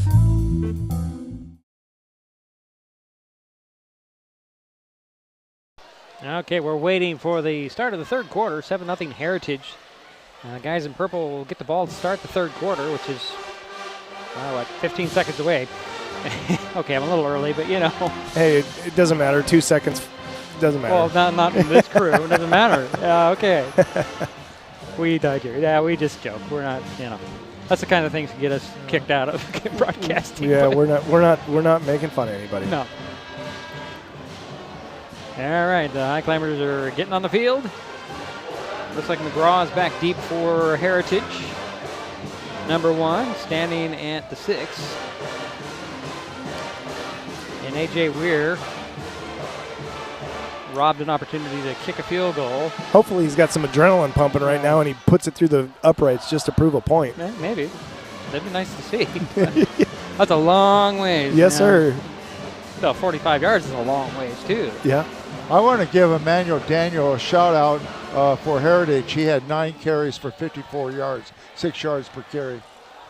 All right, well, we're getting ready for the third quarter here as Weir has it teed up at the 40. With McGraw's speed, I don't know if you want to kick to him at all. Here's the run-up and the kick. It's going to be high, end over end. Spiraling now. Be taken at the 4. McGraw to the 10, 15. Got one guy beat. Gonna try to change direction, get across the 25. Brought down by, I believe it's Caleb Jordan with that tackle. Highclimbers are going to come out emotional here, and it's going to be important that they keep themselves in check. This is, like we said in the break, this is an important defensive series, and they got to make sure that they don't give up any silly penalties here. Yeah, 22-yard return. 1st and 10 for Heritage on their own 27-yard line. When you get these rosters, I really would like to have height and weight. So we know, because Granville does not look like he's more than 5'8". Yeah. 5'9", maybe. Yeah. You know, I know people fudge lineups all the time, but, you know, it's nice to know. So shotgun for Granville. 2 receivers near side. They'll hand it off. Here's Daniel. Daniel tried to find a seam. Ends up running over Mason Guard for about 4 yards. Thought I saw a flag out there, but I did not. I'm glad. Yeah. We don't want laundry early. Nope. The down marker is off. I see that. Maybe they had the same battery problem I had. It's going to be 2nd and 6 from the 31. Oh, they got it on now. And we have an inadvertent whistle, I believe. When the play clock on the field is not working either. Oh, now they got it. All right. Granville out of the gun again. Hands it off, and Daniel trying to find some running room on the outside. Goes to the middle and gets maybe 2. Dancing around back there, looking for that window, but it was not there. They did a nice job of filling those gaps. I like the way he's pretty dramatic about his change of direction. Yeah. That's athletic. I mean, that's a lot of force to be putting on those joints, and he's light on his feet, and he's able to make those jump cuts. Ball's at the 33, 3rd down. Like a long 4. And Granville's getting, he lives out of the shotgun. Daniel beside him. Receiver wide to the far side. And the flag goes flying and the throw down the sideline. It does fall incomplete. Intended for McGraw, but, you know, that's that holding area. Yeah. Yep. All right, he takes it down here. Incomplete pass. I'd probably push him back. Push him back, okay. That's assuming that it is a hold. Looks like they're going to decline it. Yeah, I think I would, yeah. They're going to decline that penalty, brings up 4th down.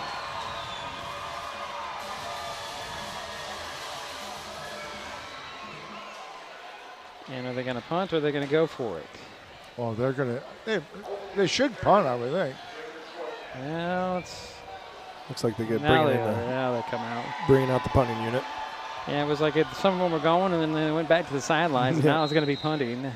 Are the the Heritage T-Wolves? Got to get somebody back deep. There goes Hayden Cash. Omar Ramirez will do the punting for the T-Wolves. Watch the hard count here. There's the snap.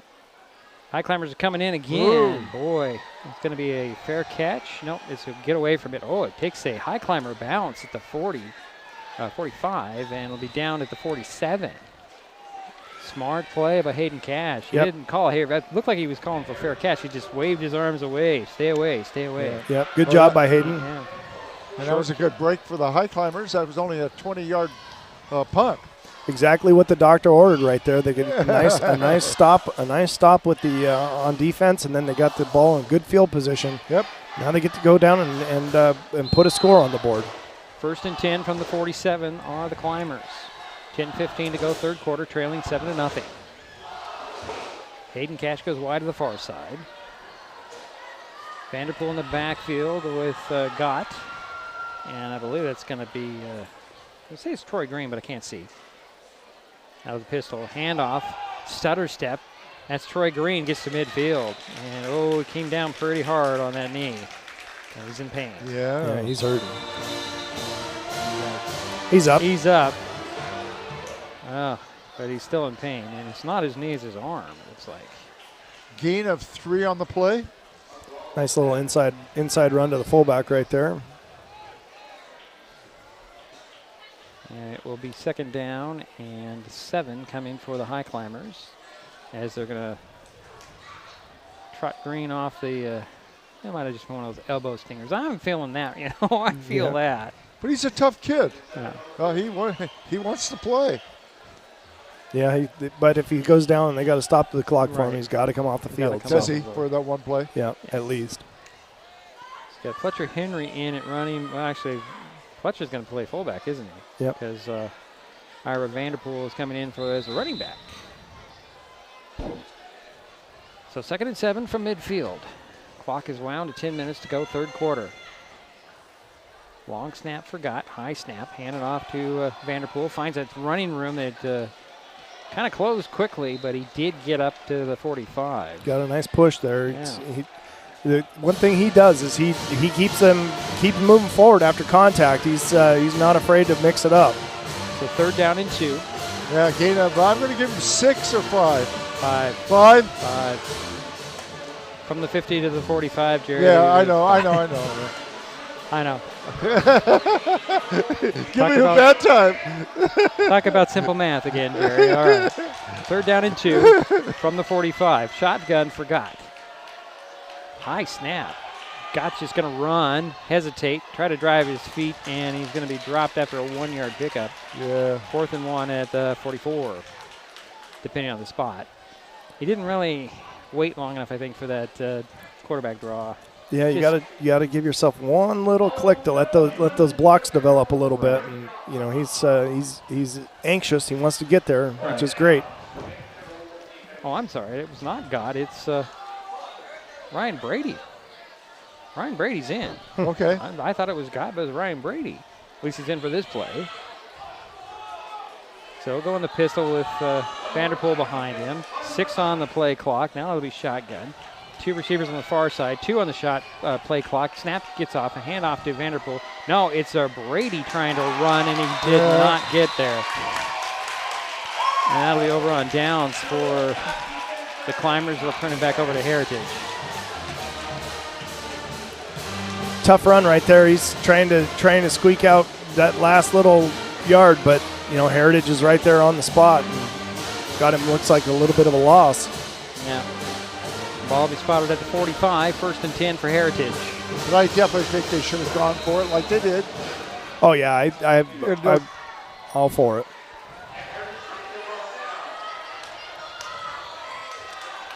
So Granville will go out of the shotgun. It's like Daniel in the backfield with him. 2 receivers on the near side, 1 on the far side. He's going to sling it over to the far side, and it's complete. That's to Karpuk. And they're wrestling to the ground out there, a couple of Highclimbers. Caleb Jordan off the bottom of the pile. Number 5 on the reception. Yeah, that's Karpuk. Okay. Karpuk. Gain of 8 on Number that 5. play. Number 5. Actually, Jerry, only 7. Not to correct you, but it's only 7. 2nd down and 3 from the 48 of the Highclimbers. A short 3. Okay. Short 3, long 4. Whatever. Shotgun again for Granville. He's going to hand it off to Daniel. Daniel makes one guy miss, gets in the secondary, and try to break it outside, and breaks another tackle, gets to the 30. Wow. Actually, no, that's not. That's KJ Clark on the carry, number 2 instead. Oh, wow. Good hard run there. Yeah. These guys are very, Clark and Daniel are very similar.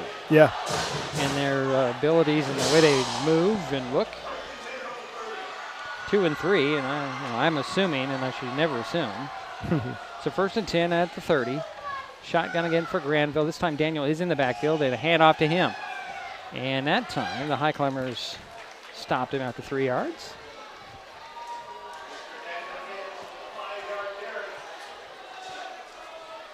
Five yards. I don't think it's 5, Jerry. It's 4. It's 3. We're going to argue. 3 yards. Okay, I'm going to give it 4. Okay, whatever. 2nd down and 7 from the 27. That's a. Going to argue about marker yards here. There's a game of inches. All right. Shotgun again. 6:34 and counting. Here's a handoff, and this is Clark. Clark tries to dance around. Might have got back to the line of scrimmage. Looks like he just got back, maybe just a little bit shy, but For all intents and purposes, no gain, no loss.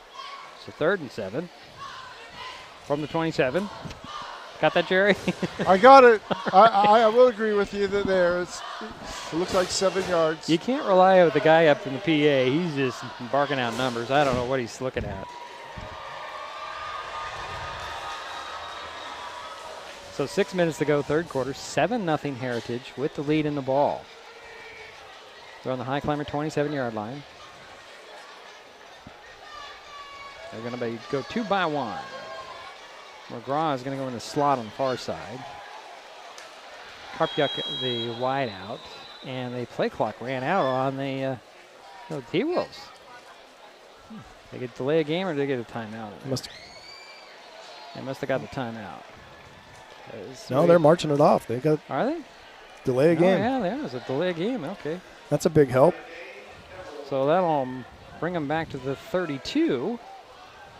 That's the first penalty this half for either team. It's a 3rd and 12 for Heritage. Clock is stopped at 5:41 to go, 3rd quarter. Saw the coaching staff for Heritage all pointing at the play clock. Yep. It's one thing if the guy's got his hand up in the secondary, but there's a big old clock back there. 5 on the clock now, and Granville gets the shotgun snap. He's going to take it himself and get to the 26-yard line. They'll likely go for this. You would think it's going to be 4th down and 6. It's a 7-yard pickup, Jerry. Yeah. if you're waiting for the official spot. That's where the defensive back's got to defend the sticks, right? You don't let anything behind you, obviously, but look for those out routes and those short little dump offs to get this ball in space. Important stop for the Highclimbers here. Oster the wide out on the near side. McGraw's going to go in motion, come to the near side in the slot. Karpyuk on the far side, and a sling out there to the tight end. Haven't seen him. Number 44 catches it. That's Dower to the 20. Actually, the 18 gets the first down. 1st and 10 for the Heritage T-Wolves. 8-yard pass play. Tight end has not had much action in this game at all. No, not at all. Darrow, number 44, with the reception. And Heritage is in the red zone. 1st and 10 at the 18. 4:25 to go, 3rd quarter. Shotgun for Granville. 2 receivers on the short side of the field. Low snap goes on the ground and picked up by Davis. And he'll just kind of roll in a loss of the play. Post was Isaiah James is a senior, though. Loss of 5 on the play. Ball back at the 23. Under 4 minutes to go, 3rd quarter. 2nd down and 15 for Heritage. Shotgun again for Granville. 2 receivers the far side, 1 on the near side. High snap, ball that goes, well, smart play by Granville just to fall down. The snaps have been low most of the quarter, and now they're high. Interesting. Yeah, that causes a quarterback a little bit of frustration there. If you don't know it's going to hit you right in the chest, you got to delay everything to make sure that you secure the ball. And with a little bit of uncertainty right here, you're going to see him hesitate just a half a step to make sure he takes control of that snap. 3rd down from the 28. They have to get up to the 12 for the first down, folks. Yep, 3rd and 19 here. I'm sorry, I take that back. They got to get back to the 8. You're right. I'm not doing the math again. Shotgun again, 2 by 2, and Granville's going to tuck it under and nowhere to go. Brought down Fletcher Henry. We read that one really well. Yeah, that was a great tackle right there by Fletcher. He saw that and triggered right when he needed to and made a nice little open field tackle. To give him 2 yards on the carry and it's 4th down. I saw Granville head to the sidelines. Yeah, he comes over to get a play. Okay. I thought he was heading and they're sending. No, Fletcher's only a sophomore? Yes, Fletcher's a sophomore. So the Timberwolves are going for it. 4th down, 18 from the 26. One receiver on the far side. Back to pass out of the shotgun goes Granville. He looks for the end zone down the middle. He throws, and it's knocked away, incomplete. Good defense there. The Highclimbers were all over McGraw. Yeah, McGraw says he caught been it. their big target, hasn't he? McGraw was asking for a flag, saying he was being tugged on. I don't think that was true at all. I don't know if he intercepted that ball. If that was the case, I think he intercepted that ball so that they're going to get the ball at the 20 instead of the 30, 26. It's a 6-yard difference. Turnover. Oh, was it? Yeah, I guess it was. Was that Zane Hardy with a pick, I think? Yeah, I think Zane got that. And he also is being looked at by Gable Lacey right now as he comes up kind of gimpy. Yeah, he's walking off. He's a tough player. He's going to be in the mix a lot. So interception in the end zone. The Highclimbers have the ball on their own 20-yard line. 2:06 to go here in the third. Yeah. Ryan Brady still in there at quarterback. And third turnover on Heritage.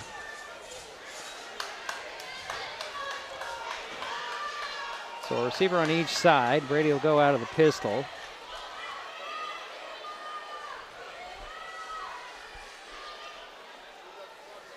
Long count, handed off. This is Ira Vanderpool up across the 25, the 26, maybe the 27. Good hard run there. Just a little bit of read option there, and well, Ira doesn't look like he's hitting any kind of gear, but first he's right. kind of running, waiting for something to open up so he can shift gears, and it doesn't quite develop. 6 yards for Vanderpool. So 2nd down and 3. Same formation, opposite side. This time Brady is going to keep it and avoids one guy. Now he's going to tuck under a run. Got a lot of green grass or there's turf. going to be a block in the back over there. Is there? He's out of bounds at the 39. Did you see a flag? I did not see a flag, but I saw a block in the back. I know. If there's no flag, it doesn't happen, right? Also true. Spot the ball just shy of the 40 at the 39. Yeah, 12-yard gain. And I got to give Ryan Brady a lot of credit for getting out of that grasp and avoiding the sack. Here he is in the shotgun, handed off, and I believe this is going to be Noah Hernandez Parker, I believe. Looks like a short gain of 2. Yeah. Noah in there at running back. Saw that burst of speed once he got the handoff. Yep. Ball's at the 41. 2nd down and 8. Under a minute to go, third quarter. Pistol again. Looks like that might be Fletcher Henry in the backfield. Behind Brady, I can't quite tell. I think it's Ira. Is it Ira? And yeah, it's Ira. And he did not get the handoff, and Brady's in trouble in the backfield. Nowhere to go. I guess it was that stance that threw me off, maybe. So it looks like a 6-yard loss back at the 35. Yeah, little play action there. Ryan was waiting for something to develop downfield, and it just wasn't opening up as fast as he needed it to. 15 seconds to go here in the third. About a 5-second difference between game and play clock. So the Highclimbers don't have to run a play here, but they do. Back to pass goes Brady, looks down the middle, got a lot of time, throws in the middle, and he just threw it short of Bennett Henry. Yep, threw it. He was too wide on that throw, and that's the quarter. Yep, we're through 3, 7-0 Heritage. We'll be back with the fourth on Mason Web TV, powered by HCC. What is gig speed internet? We could bore you with the technical details, or we could tell you that it's marathoning movies on your favorite streaming service with no interruptions, or having the grandkids over and not hearing a single complaint about your Wi-Fi. In other words, it's just what you needed. Switch to gig speed internet from Hood Canal Communications today and get $25 off your first 4 months. Visit hcc.net or call 360-898-2481. We head to the fourth, I was going to say fourth inning. I don't know why, but fourth quarter of play. I don't know. You guys got me thinking baseball too much lately. You know, it is a fun time to be a baseball fan. It is a fun time to be a baseball fan. It's not that I'm not a baseball fan. I just don't follow Major League Baseball. I got you. But I might now that the Mariners are involved. See, like I've said, I'm a fair weather fan. Yeah. Tomorrow against Detroit. Yep. So it's 4th down for the Highclimb. 4th down? 4th down. 4th down. Okay. I'm so confused. All these lit up numbers here. I'm getting confused. The Highclimbers at their own 35-yard line. They have to get to their 49 for the first down, and it looks like A.J. Weir's on to punt it away. McGraw back about the 25-yard line waiting for this punt from Weir. Oh, and there's St. Harding on the field. Now Heritage did not put any rush on. This time they're going to come a little bit. And here's the boot, end over end, a little short out of bounds. Coach for Heritage says that the 45. Keep going, Stripes. And they're going to put it at the 40. Now they're going to 43, 44. All right, yeah, okay. 44, all right. I guess the coach is right. So Heritage takes over, leading by 7. 11:46 to go in the ball game now. I don't know why I said that. Could we just start the 4th? All right, I'm losing it, man. 14 ticks like the clock have gone away. You're doing fine, Deidre. It's going to be a fun ride for you back home there, Jerry.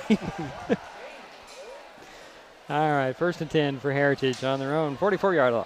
I don't get to fall asleep. I don't know. Got to have my energy for tomorrow. Yeah, I know. It's more important that Jerry sleeps on the way back.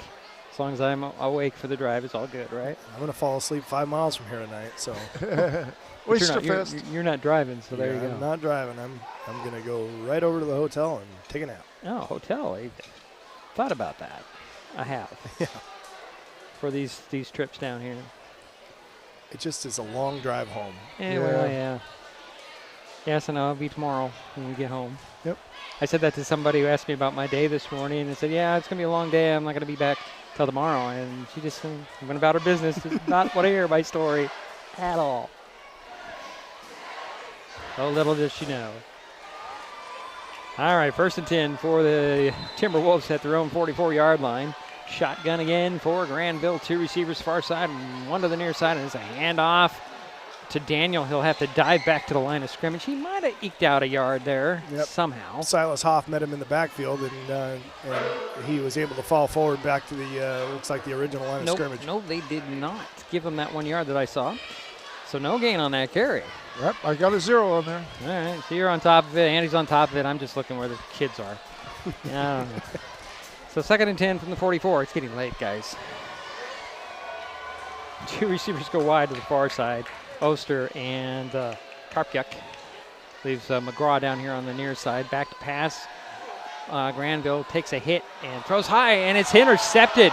That is Bryson Rooks up the far sidelines. He just couldn't keep it in bounds. Great job. Great job by Bryson right there. That's that tip drill, right? You work it a million times in practice.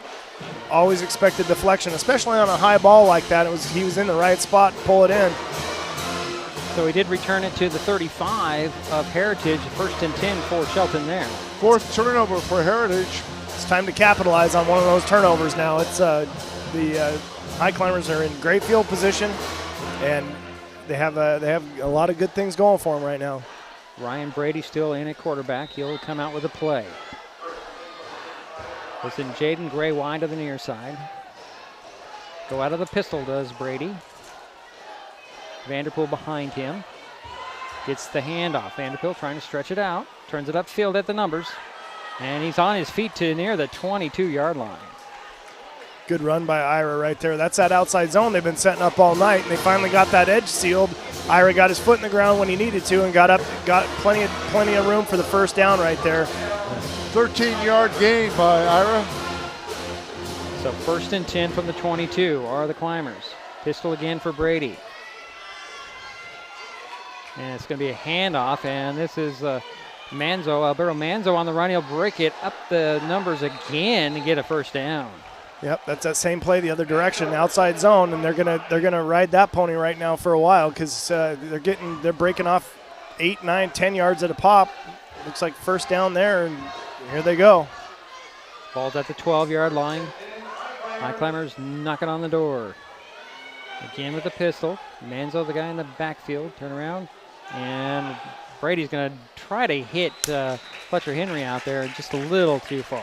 Yeah, Ryan got excited right there. He just tried to get rid of the ball a little bit early and just let it sail on him a bit. Oh, there's a lot of green there. So it's going to be 2nd and 10 from the 12 for the Highclimbers. It's a great play call after those 2 outside zones. They do that little play action boot, and Fletcher had nothing but grass in front of him. Turf, green, whatever you want to call it. I like green. I like green. It's all grass to me. It's all grass, even if it's turf. Pistol again for Brady. Hand it off, and there goes Manzo up the middle, still on his feet inside the 10. That's just power. Yep. That is just power. Yep. Looks like you got 2.5, 3 yards right there. 3 yards. 3rd down and 8, I think, from the 10. Vanderpool back in at running back. Fletcher Henry at fullback. Brea wide out on the near side. I think Cash wide out on the far side. There's a snap and a rollout again by, he's going to throw it again. Same play to Fletcher Henry. That pass was just a little bit better. Still sailed a little bit. And it's 4th down. That's something that those guys have been doing a lot together for their whole careers. They're both sophomores, and Fletcher's usually got pretty sure hands coming out of the backfield. And looks like they're going to bring Weir out to kick here. All right, so a field goal attempt for A.J. Weir. He hit that record-setting 45-yarder last week. He'll attempt what? It looks like it's going to be 23? 27? 27, you're right. I was thinking something else, 27. And we have a flag on the field. It's thrown into the backfield, or not in the backfield, but in the secondary, towards the Heritage side. Like somebody might have been lined up in the neutral zone. It's going to make it 4th and 2. They'll change their mind. Could. Yeah, it'd be 4th and 2, wouldn't it be? If it's 5 yards. Offsides on Heritage, so that makes it 4th and 2. Put the ball at the 5. I think they're going to go for it now. I think you do go for it. Yep. Well, there's not a lot of, it's kind of some slow movement over there on the Highclimber sidelines. The Highclimbers call timeout. Yeah, we want to get this right? 4th down, 2 yards from the 5, and a timeout on the field with 9:35 to go here in the ball game. 7-0 ball game. Heritage on top. Shelton knocking. They're knocking. Knocking on the door. But they got a 4th and 2 from the 5 when the timeout ends here. Jerry, you look like you might have something to say. No, but I'm proud of the Highclimbers. They're not giving up, and they are. I think Heritage is playing there and finding out that, like you said, Andy, Shelton came to play tonight. Oh yeah, and Shelton hits hard. It's a physical game. Everybody's banging pretty hard down there, and it'll be interesting to see what they call here. Well, Highclimbers are out there already in their pistol formation. Does it look like they're going to go for it? Oh yeah, they're going. They're going to go. Got Brady in the pistol. Okay. Vanderpool behind Brady. Fletcher Henry, the fullback, and a receiver on each side. You go back to the same play, or you try something different? That's the question. 4th and 2 from the 5. Brady with a hard count looks back at his coach for some direction. Do you go or do you try it again? There's the snap. Turn around, hand it off to Vanderpool. Vanderpool cuts it to the middle. He goes in. Touchdown, Highclimbers. Wow. It's that outside zone. That's that outside zone play again. That's a gutsy call right there. They did a good job of making it look like they were going to try to draw him off sides. A lot of times they'll call timeout and bring the kicker back out there, but Coach Baldwin said, no, we're good, let's go. Let's go. And the Climbers look like they're going for 2 here. Yeah, they're going for 2. They are, okay. Brady's out there. Vanderpool, McKinnon. There's a snap to Vanderpool. Vanderpool Pushes, comes up just short. Oh, boy. So it's a 1-point lead for Heritage. 7-6, 9:24 to go in the game. That's what you got to try, right? You just got to do it. Yeah, I mean, the general rule is you play for a tie at home and you play for the win on the road. And so nothing wrong with that call. They just Heritage did a nice job of standing them up at the line of scrimmage. Might have just been just the width of that the marker on the field. Short. And give Vanderpool credit for a 5-yard touchdown. Yeah. So it's a 1-point lead for Heritage. We obviously are keeping it right here. As now, what do? You go weird deep, or you try to onside, or your defense has been playing pretty darn well this half. So I'm gonna kick it deep and maybe squib it down the field and make it hard to handle, and don't give them their perfect return. But put it in the gap between the 40 and the 20. Yeah, find a gap down there, or just kick it hard and flat, or if AJ can put it into the end zone, he'll take that all the time too. But I disagree with the onside kick. That would be terrible. Yeah, in my opinion. No, it's not onside time, that's for sure. But it's got lots of time left in this ball game, and your defense has been playing well. They have. And you kick it away from McGraw, who's back there at the 5. I don't think you want him running with that ball. Right. He's done a good job, especially receiving. Oh, he's got some speed. He just doesn't look like it. Right. He's kind of smaller in stature, but he is fast. Here's the run up by Weir. He's going to squib it.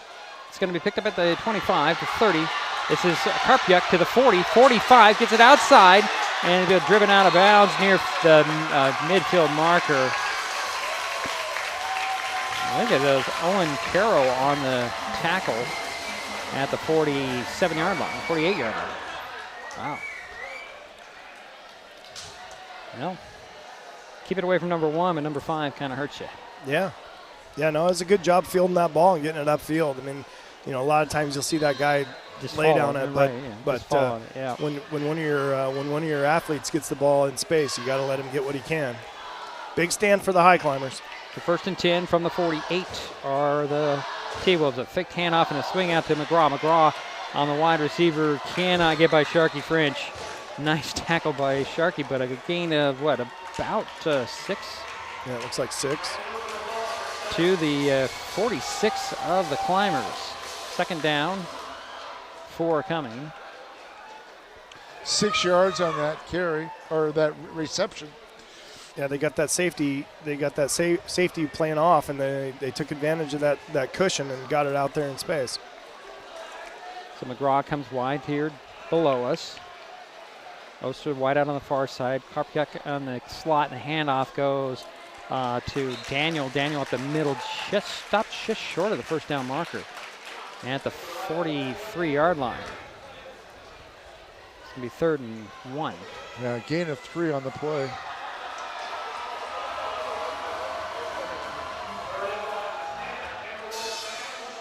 Good spot for a play action pass right here. Everybody's going to be trying to protect that 1 yard. I mean, I wouldn't be surprised to see him do something. Yeah, shotgun for Granville. Doesn't fake the handoff. He's going to go long to McGraw. Knocked away by Sharky French, incomplete. Great defense by Sharky. Oh, I see why Sharky's playing off. It's his speed. Yes. To close and keep up with McGraw. And it's 4th and 1 from the 43. Sharky did a nice job of just running with the receiver right there, and then when the receiver went up for it, Sharky got his head around and made the play on the ball. Good job, Sharky.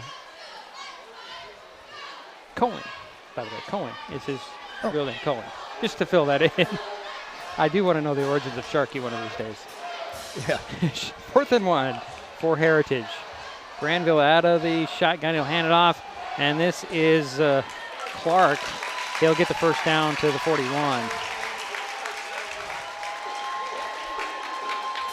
Oh, I'm sorry, that's Davis. I thought that was 2. It's Isaiah James. I'm sorry, James. Excuse me. Isaiah James. I said Davis earlier. It's James. Yeah. 1st and 10 from the 41 now are the Heritage T-Wolves. Leading by 1. 7-6. 7:35 to go in the ball game. Clock starts to become a factor here now. You got to You know, they got an opportunity to run a couple of minutes off this clock. Give the Highclimbers a long field. There's a handoff. This time it's Daniel. Boy, that guy he's going to get 2 yards. He got 3 or 4 that time, but that guy just gets 2 yards. Yeah. You give him the ball, he gets 2 yards. Looks like he got 3 there. Yeah, he gets inside the 40 to the 38. Clock continues to run. Give him 3. 2nd and 7. 7 minutes to go now, and running. The clock is running. Probably going to keep the ball on the ground and just chew up clock. Well, we would expect that, but you never know. Yep. Clark in the backfield with Granville out of the shotgun. He's going to fake the handoff, and he'll dump it off to McGraw. McGraw makes an outside move, and Highclimbers all over that after the catch. 3rd and 1 again. Yeah, 3rd down 1. Ball at the 32. Gain of 6 there. Looks like they're really challenging Sharkey on this outside with McGraw. Yeah, it's a good matchup. It is a good matchup, and you can see how much of a cushion Sharkey's given him there, and they're going to try and take advantage of that. So shotgun again. James back in there at running back. He'll get the handoff. James cuts it up the middle. I think he got the 1st down. Very close, though. 31 is dropped. Very close. Yep. Nope, they gave him the 1st down. 1st down at the 31. And that's the 12th 1st down for Heritage this game. Emmanuel Daniel back in the ball game at running back for the T-Wolves. That's another good name, Emmanuel Daniel. Emmanuel Daniel. By design, I'm sure. Mm-hmm. Oster goes wide to the far side. They're going to put Karpyuk on the slot on the near side. And McGraw as a wideout. Shotgun again, handoff. Here's Daniel at the middle. He's going to break a tackle and spin his way to the inside the 25 or to the 25. 6-yard gain, and it's 2nd and 4. Highclimber defense looks like they're getting a little bit tired. They're shuffling some players in and out. They've been on the field a long time on this drive. Yeah, 5:10 to go here in the ball game.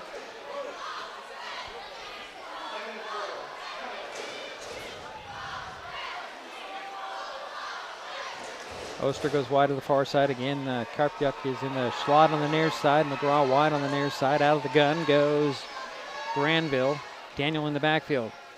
And Daniel nowhere to go. That's Mason Guard. Yep, wrapped up by the shoestrings by Mason Guard right there and brought down in the backfield. That's a nice play. Give him a loss of 1.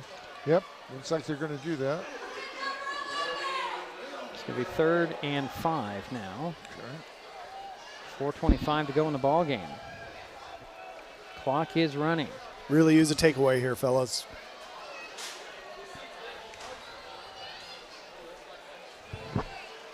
So it's KJ Clark in the backfield with Granville. Oster wide to the far side. Karpyuk, the slot receiver, far side. McGraw likes this near side. There's a handoff to Clark. Clark bounces it out outside. Going to cut it up the numbers there at the 20, 15, 10. Run out of bounds inside the 10. Yikes. Yep, good play design. Counter, it's a counter play. They got pulling backside guard and tackle, getting that edge sealed. 16-yard carry. So going to be 1st and goal from the 9 and now for Heritage. Under 4 minutes. 3:58. Clock is stopped. Darrow out. Didn't see who they brought in his place. 22's in there. That's James, the back, behind Granville out of the gun. Hand it off to James. Stutter steps. Makes one guy miss, and then I think McKinnon's the one that brought him down. Falls forward for like 1, maybe 2. Maybe 2, depends on where they're going to spot the ball. Looks like 1. Looks like, yeah, gain of 1. Clock is running, 3:35 to go in the ball game. 7-6 is their score. Heritage with the lead in the ball. They have a 2nd and goal from the 8.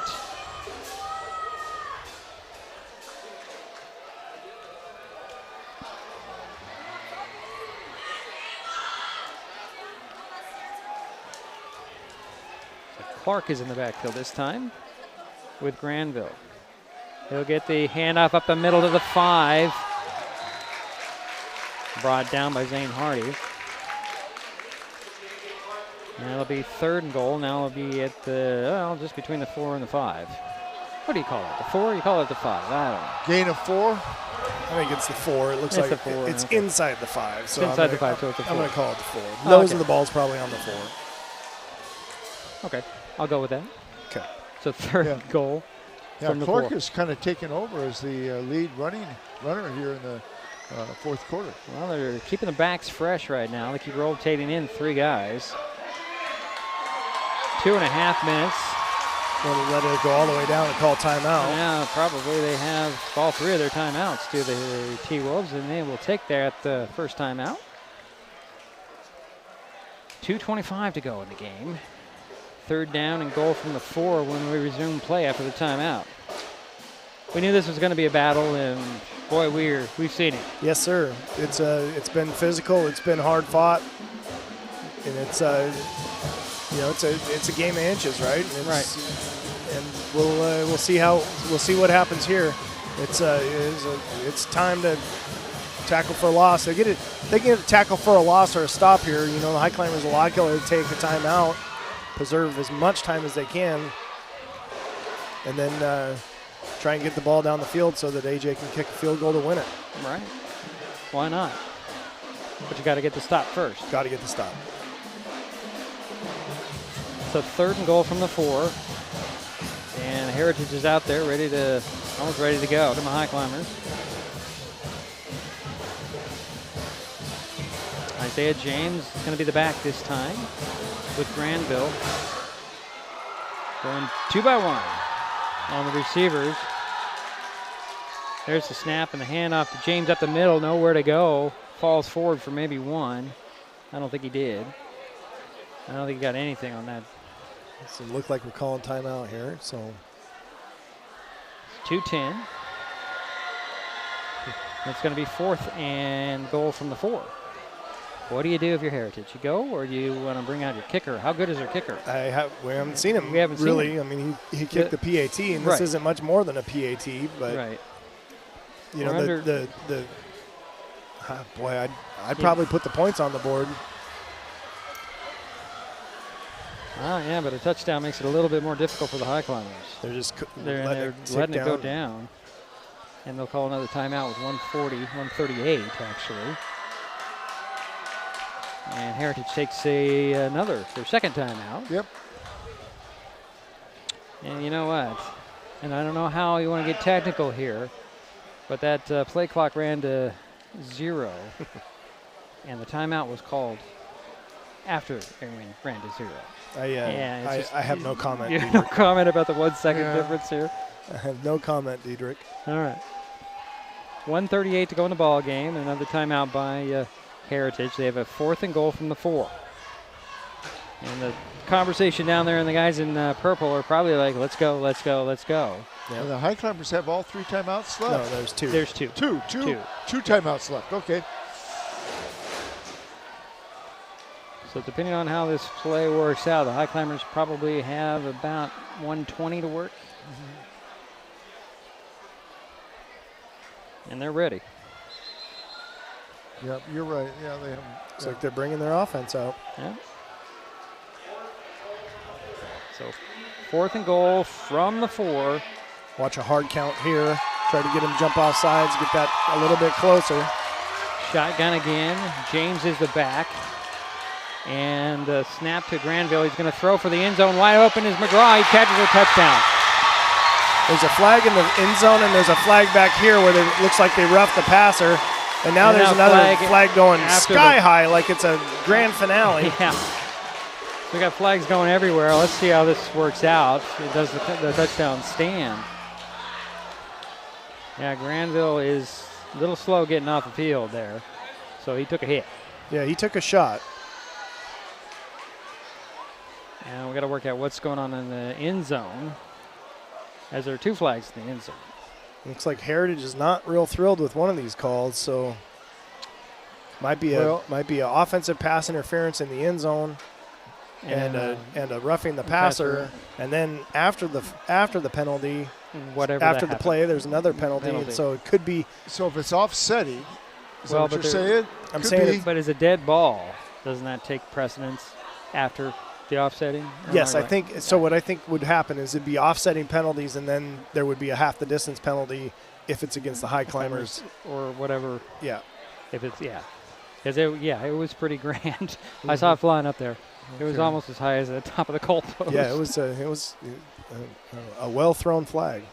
So something happened down there. So you're saying there could be 3 penalties? I think there are three penalties on the play. Okay. We're pretty sure about that. It's the one that happened after the play. Right. It's the one that's going to decide what happens here.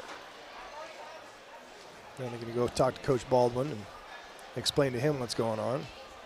And let's see what the guy in the white hat decides to do. Possibly you go halfway. Pass interference offense. Personal foul. Roughing the passer. Defense. Those offset. Dead ball Dead foul. ball. Unsportsmanlike. Ooh, on Heritage. Oh boy. Redo 4th down, but it's going to be 15 yards back. It'll be back at the 19. Now that changes your decision making, doesn't it? Wow. And there's a minute and a half to go in the ball game as well. Crowd does not like that call at all. No. And there's been very few penalties in this game. That's the first penalty on Heritage this half. Right, since the 2 at once. Yeah. Huh? They got 2 at once. One's offsetting though. Right. Yeah. Well, okay, but I'm it's going to be 4th and goal from the 19, just to settle everybody down here after the penalty. Offense is out there. I would expect to try to kick a field goal here, but now you want to put the dagger in the heart. It does not look like. I mean, they're not. They're not. No, they're going. They're going for it. 4th and goal from the 19. Knock a pass play down. You don't want to make this interception. Got 2 receivers on the near side, one on the far side. Back to pass goes Granville out of the shotgun. He's going to sling it towards this corner again. There's McGraw wide open. There it is. Touchdown.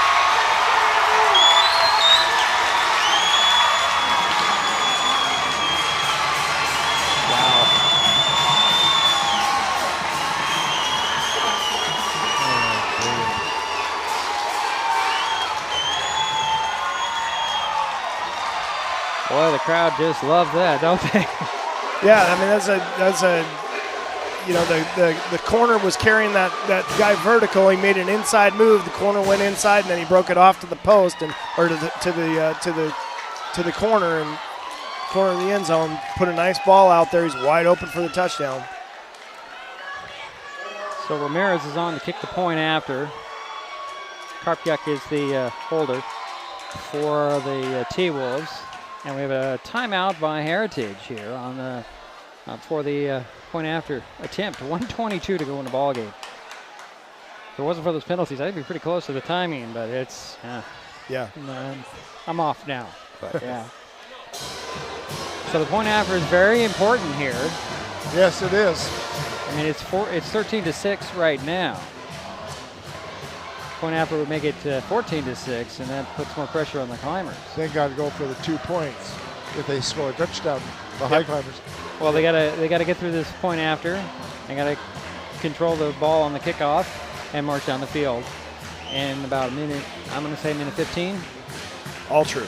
Yeah. About. And thank goodness they do have a couple timeouts left. Right. The Highclimbers. So here we go again with the point after attempt. After the 19-yard touchdown pass from Granville to McGraw. There's the snap. Little off. Kick is up. Oh. Kick is good. Is there any Make question? 14-6. We'll be right back. Mason Web TV, powered by HCC. In life, things aren't scripted. If you're an athlete, we need people like you and translate those skills to officiating. You can get a lot out of it. It happens in every town, in every game. We never have a perfect game, but the rewards always outweigh the negativities.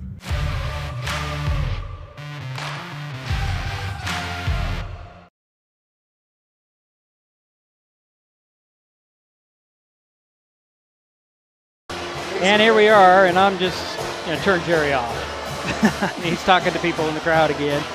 He always does. He's the greatest ambassador that I could possibly have. So a kickoff here with 1:22 remaining in the ball game. 14-6 is their score. Heritage on top. And they're going to kick it to the Highclimbers. Don't know if they're going to give them an opportunity to return this, but boy, if there's ever a time for a big, long return, this is it. That's exactly right. Well, maybe another 62-yard return, huh? Yeah. Or more.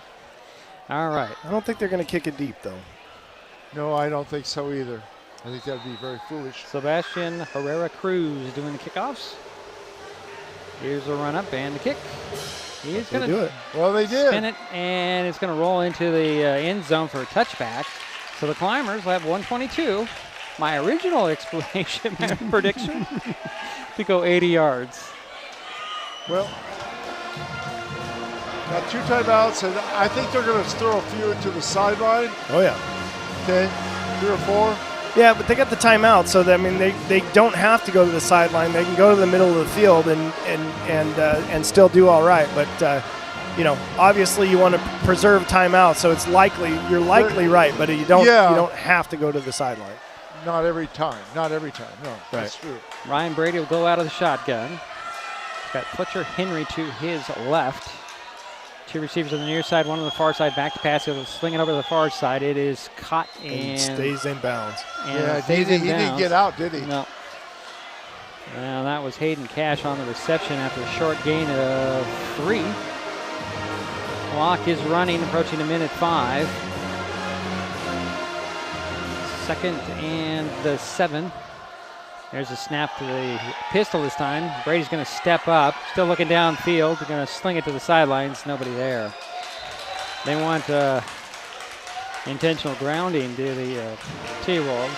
He was out of that box, wasn't he? Yeah, he's out of the pocket, and the ball got past the line of scrimmage, and so there's no foul there.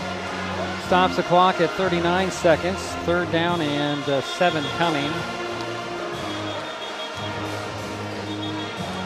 Oh, the clock has been running here. It's going to be like 45-ish, I think. Yeah, it should go back a lot. Yeah, I was 39 when I looked, and now it's at 34, so I know at least 39. But I think it's more than that. Clock operators at home, Yep. The official's going to walk over here and give his hand signals and say, please put... whatever it is. 47. 47, okay. That's better. Yeah. That clock went down too fast. Well, it didn't stop when the ball was thrown out of bounds. Yeah. We got 42. Okay, 5 more seconds, guys. Come on. There you go. Give him a hand. All right, 47 on the game clock here. It's 3rd down and 7 from the 23 for the Highclimbers, trailing 14-6. Well, if they go to the middle of the field, I'm assuming they're going to call a timeout. Yeah, Highclimbers have 2 timeouts remaining. Shotgun for Brady. 2 receivers on the near side, 1 on the far side. There's a snap. Back to pass goes Ryan. Fakes the pass in the middle. He's going to throw it off. It's knocked down. Big play there. I don't even have should be at 40 seconds. They let 2 more seconds come off. That is Ahmad Kita with the deflection and incomplete. It's 4th down. 38 seconds, you said? Yeah, I mean, it was incomplete at 40, but they let a couple more seconds take away. So it's 4th down and 7 from the 23. Yep, they're going to put 41, is that right? Yep, 41. Yep. So 41 seconds remaining here. Highclimbers, 4th and 7 now. Got Bennett out here wide stacked behind Jaden, and likely going to swing the ball out to Bennett and let him run over somebody. Back to pass goes Brady, looks to the far side, flips in the middle, wide open. Fletcher Henry with the catch at the 45. He's dropped right there. First down for the Highclimbers, timeout. 22-yard completion. That's a nice catch by Fletcher across the middle right there. Well, Brady looked to the outside, was scanning to go over to this side, and you saw Fletcher in the middle of the field. Yep. Good recognition right there. So first down, ball up at the 47-yard line, 1st and 10 for the Highclimbers. 34 seconds remain. And a timeout was called by the Climbers. They're down to 1. Well, field goal doesn't help you right here. No, not at all. Not at all. You're trailing by 8. You need that touchdown and 2 points to force overtime. Yep. But we got to get down the field here in 34 seconds. I think a couple more passes to the side. Yeah, they're going to look for something intermediate here, and if it's not, then Ryan is doing a pretty good job of buying a couple more seconds, and he's got a good arm on him, so he can get that ball downfield. It's exciting. Isn't it exciting? I mean, oh, yeah. I mean, it's. Yeah.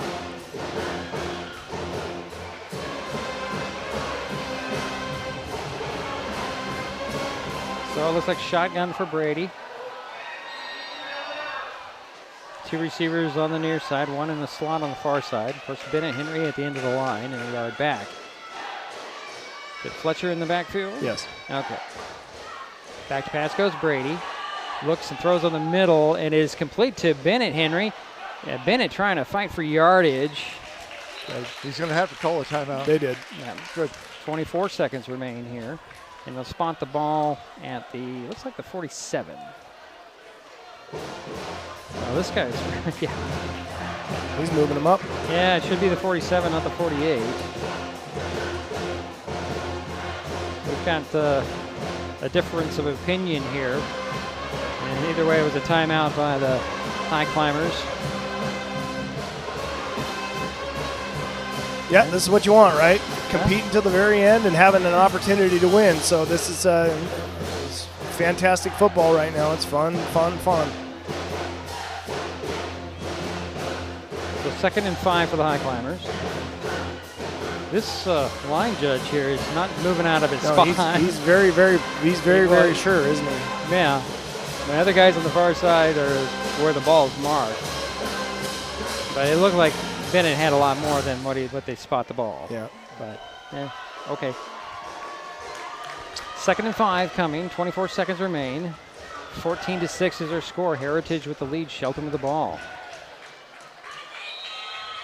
Shotgun again for Ryan Brady. He's got 2 receivers on this side. 1 on the far side. There's the snap. Back to pass goes Ryan. Looks to the middle. Sets his feet. Throws. And it's complete to Bennett Henry at the 40. Clock will stop on the first down. But there's a flag on in the backfield. Crowd saw something. I didn't see anything. But it's likely going to be a hold. Likely a hold against the Highclimbers. They got to get ready because as soon as that ball gets spotted, they'll bang that clock and they'll start rolling it. Or I guess not with the penalty, will they? Unfortunately, that play was nullified. Now let's see what the call is. That's the first penalty on Shelton this half. So it'll be 2nd down. And it looks like it will be 15. Ball back at the 42. Yeah. 15 seconds remain in the ball game. Somebody's got to make a play here. It's like a pistol for Brady and company. High snap. Cole handles it well. Got time. He'll dump it off to Fletcher Henry, and he just knocked down. There's a flag on the sidelines. They're going to give him a targeting. That was. It's a good hard hit. Yeah. Fletcher took it well. Popped right back up. 9 seconds, guys. It's going to be a 15-yard penalty, I'll bet you. I would think so, and that would give him a first down.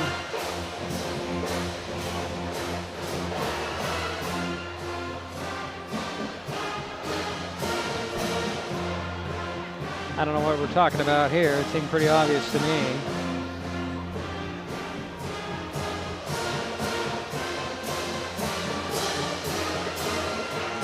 Fletcher's a tough kid. Oh, yeah. Personal foul. Helmet to helmet. Yep. Targeting the helmet to helmet.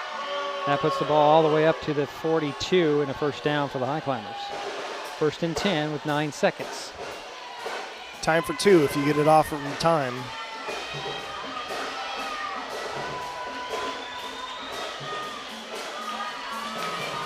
Two receivers on the near side, one on the far side. Pistol for Brady.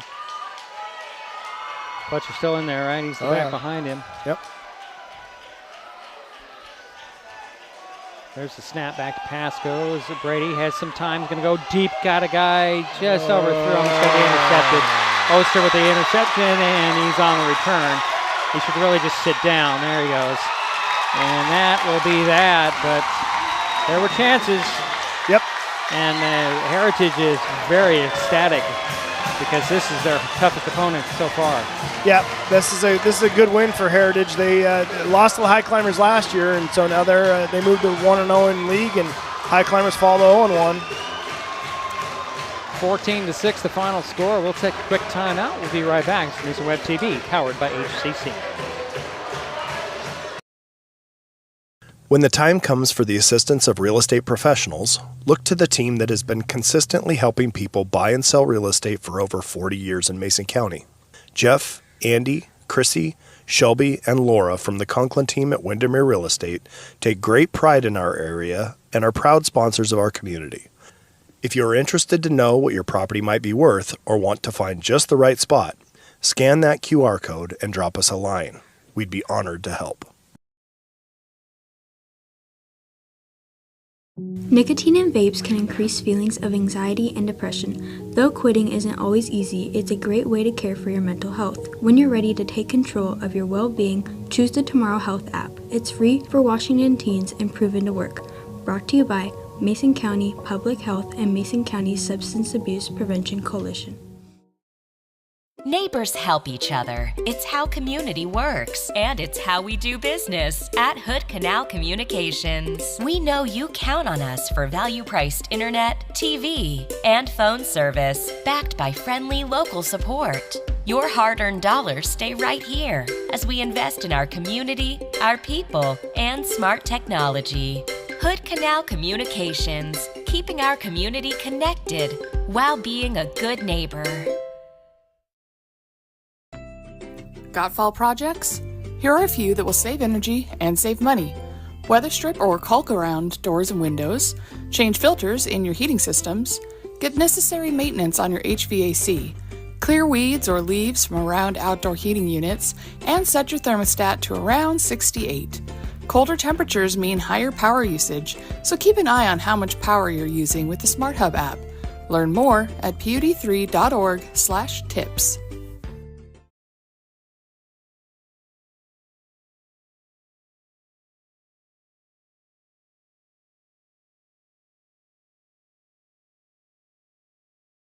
All right, there we go. We are back. Here's the final at McKenzie Stadium in Vancouver. Heritage Timberwolves knock off the Shelton Highclimbers 14-6 as your final score. Exciting and tough ball game for both teams here, but it is a good outcome for the guys in purple. We're getting a lot of attention here in our spot, and I think I'm going to take a seat here as everybody's talking with everybody else. Well, next up for the Highclimbers, they return home to face another Vancouver team, Evergreen, next Friday in 3A Greater St. Helens League play. We'll be on hand for that game. The Timberwolves will be right here at McKenzie Stadium next Friday, this time as the visitors to face Mountain View. Andy is socializing as well as good as Jerry does. So yeah. Your thoughts, Andy, as you're back with us? Well, I mean, it's everything we expected, right? It was physical, it was tough, it was hard fought, two pretty well-matched teams, and it boiled down to a couple of plays and a couple of situations. And, you know, it's there's some good, there's some bad, there's a lot of room for improvement. There's a lot of good things that can be built on. So, you know, it was a good competitive game from the start to the finish, and you know, here we go. And Jerry will as he scribbles madly on his sheets there to give us the totals here and show us how evenly matched these two teams are. Statistically, I'm glad it's getting to me now, right? Yeah. It's been a long trip here. Yes, it has. And it's not over because we still have to drive back. But, Andy's got the right idea. Let's get a hotel room and stay. Stay and take your time. Well, I just don't like driving at night. Well, I get that. But, I got things to do tomorrow, right. So I got to get back quick. Yeah. Jerry, we got to get Jerry back because he's got Oyster Fest all weekend. And yeah. Busy weekend in Shelton. Busy weekend. Oh, yeah. Be patient with the traffic because, there's going to be a peak of traffic there on 101. Yeah. Between basically the C Street overpass all the way to the airport. So yeah, there's some pretty good backups. Yeah.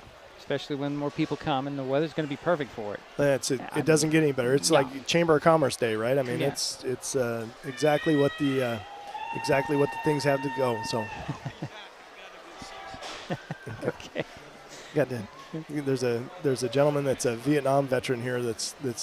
Oh, is he? Vietnam? Yeah, he wearing a Vietnam vet hat, and he wants to have a chat. So I'm telling him I'm working. You're working? Well, that's all right. I thank him for his service. I did. That's how it all started. Yeah, all right. Well, I thanked him for what he's done, and he wants to have more of a conversation. Yeah. So when we wrap up here, I guess I'll talk to him. Well, Jerry, what do you got there? Are you done yet? Just about. Yeah, just about. He's just kind of staring at pieces of paper. I often wonder if he's just killing time or I was doing the additions in his head.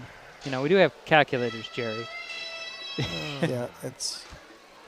Highclimbers have a lot to be proud about tonight, and they, again, the thing that you cannot take away from these Highclimbers is they are here to compete, and they are going to compete until the last second, and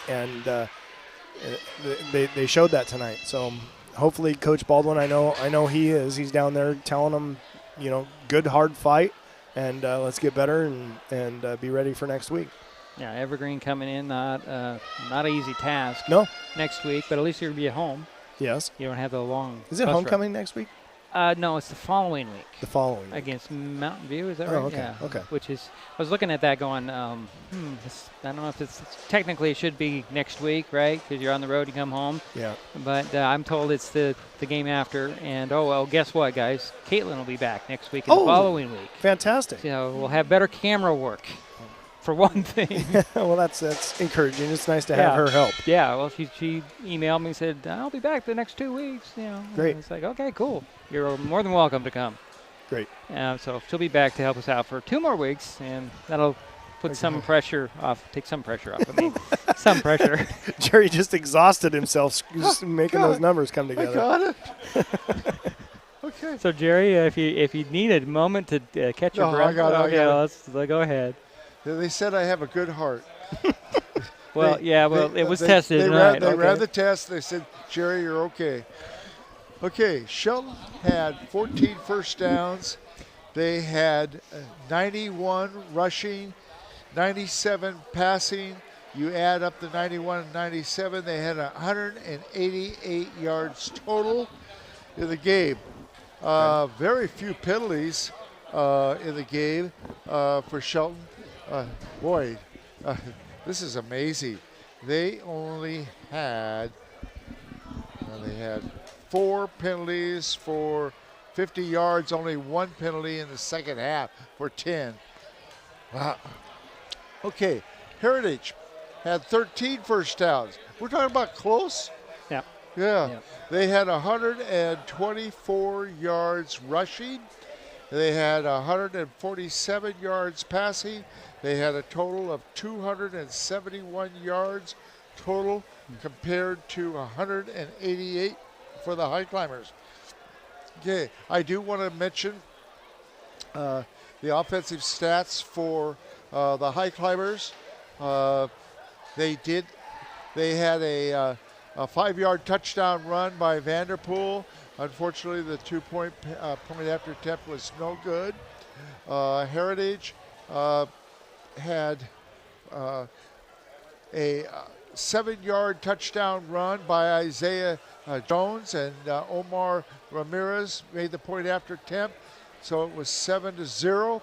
And then a touchdown was thrown to McGraw, a 19-yard touchdown pass, and the point after attempt was good for 14-6. McGraw was the difference. Yes, he was. McGraw was the difference. Looking at his, his individual statistics? Yeah, individual statistics. He caught, I believe, 7 passes. Well, the biggest one was that 19-yard TD. Yeah, the 19-yard touchdown. That was the nail. Yeah, he was the one that made the big difference. And then on the running game, Heritage, the difference there was Emmanuel Daniel did a very nice job for the Timberwolves on the ground, especially in the first half. In the second half, Clark for Heritage picked up the load a little bit in the second half compared to Emmanuel. Well, give the Heritage coaching staff the props for rotating those backs in. They were rotating 3 backs in the last, 7-8 minutes of the game. It makes a big difference. It does. Keep them fresh. It makes a big difference. Yep. So, I mean, that's a good coaching decision, I believe. Yeah. And we, no excuses, but we did miss JJ tonight. On the running game, it would have helped a little bit. It would have helped Vanderpool, give him a little break. Yeah, I just had the feeling that JJ would have had a great game here. I just had that feeling he would. He would have another one of those breakout games, and unfortunately, those darn bugs. Yep. Yeah. But we want him healthy. We want the team healthy. Yeah. So get better, JJ. Yeah. And we'll see you next Friday. Yes. So very close statistically. Okay. 14-6 our final score. I'll say it again. Next up for the Highclimbers, they return home, take on Evergreen next Friday. Timberwolves will be back right here. They'll be the visitors. They'll be on the other side of the field, take it on Mountain View next Friday. So if you had nothing else to add, guys? I don't. And thank you, Andy, for coming down tonight. Oh, yeah. And we really always appreciate your expertise. I learn every time from you. I've learned a lot this season thanks to you, buddy. And of course, I've learned a lot from Diedrich over many years. You learn how not to do things. All right. That will do it for us from McKenzie Stadium in Vancouver. My thanks to Jerry Apple and Andy Conklin for their help with tonight's broadcast. Final again, Heritage 14, Shelton 6. We'll talk to you next Friday from Highclimber Stadium. You've been watching high school football on Mason Web TV, powered by HCC.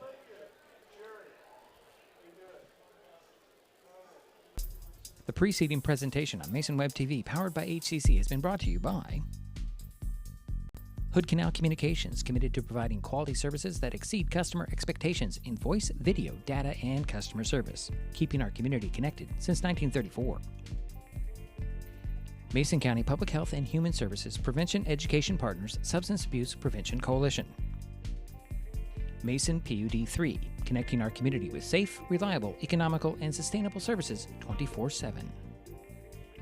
The Conklin team at Windermere Real Estate. When it comes to real estate, nothing compares to local knowledge. Mason County Public Utility District Number 1, Washington State's first public utility district, proudly serving the Hood Canal in Mason County since 1935.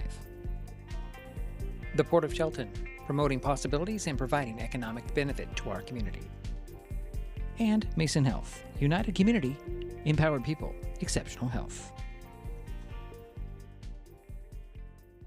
Thanks for watching Mason Web TV, powered by HCC.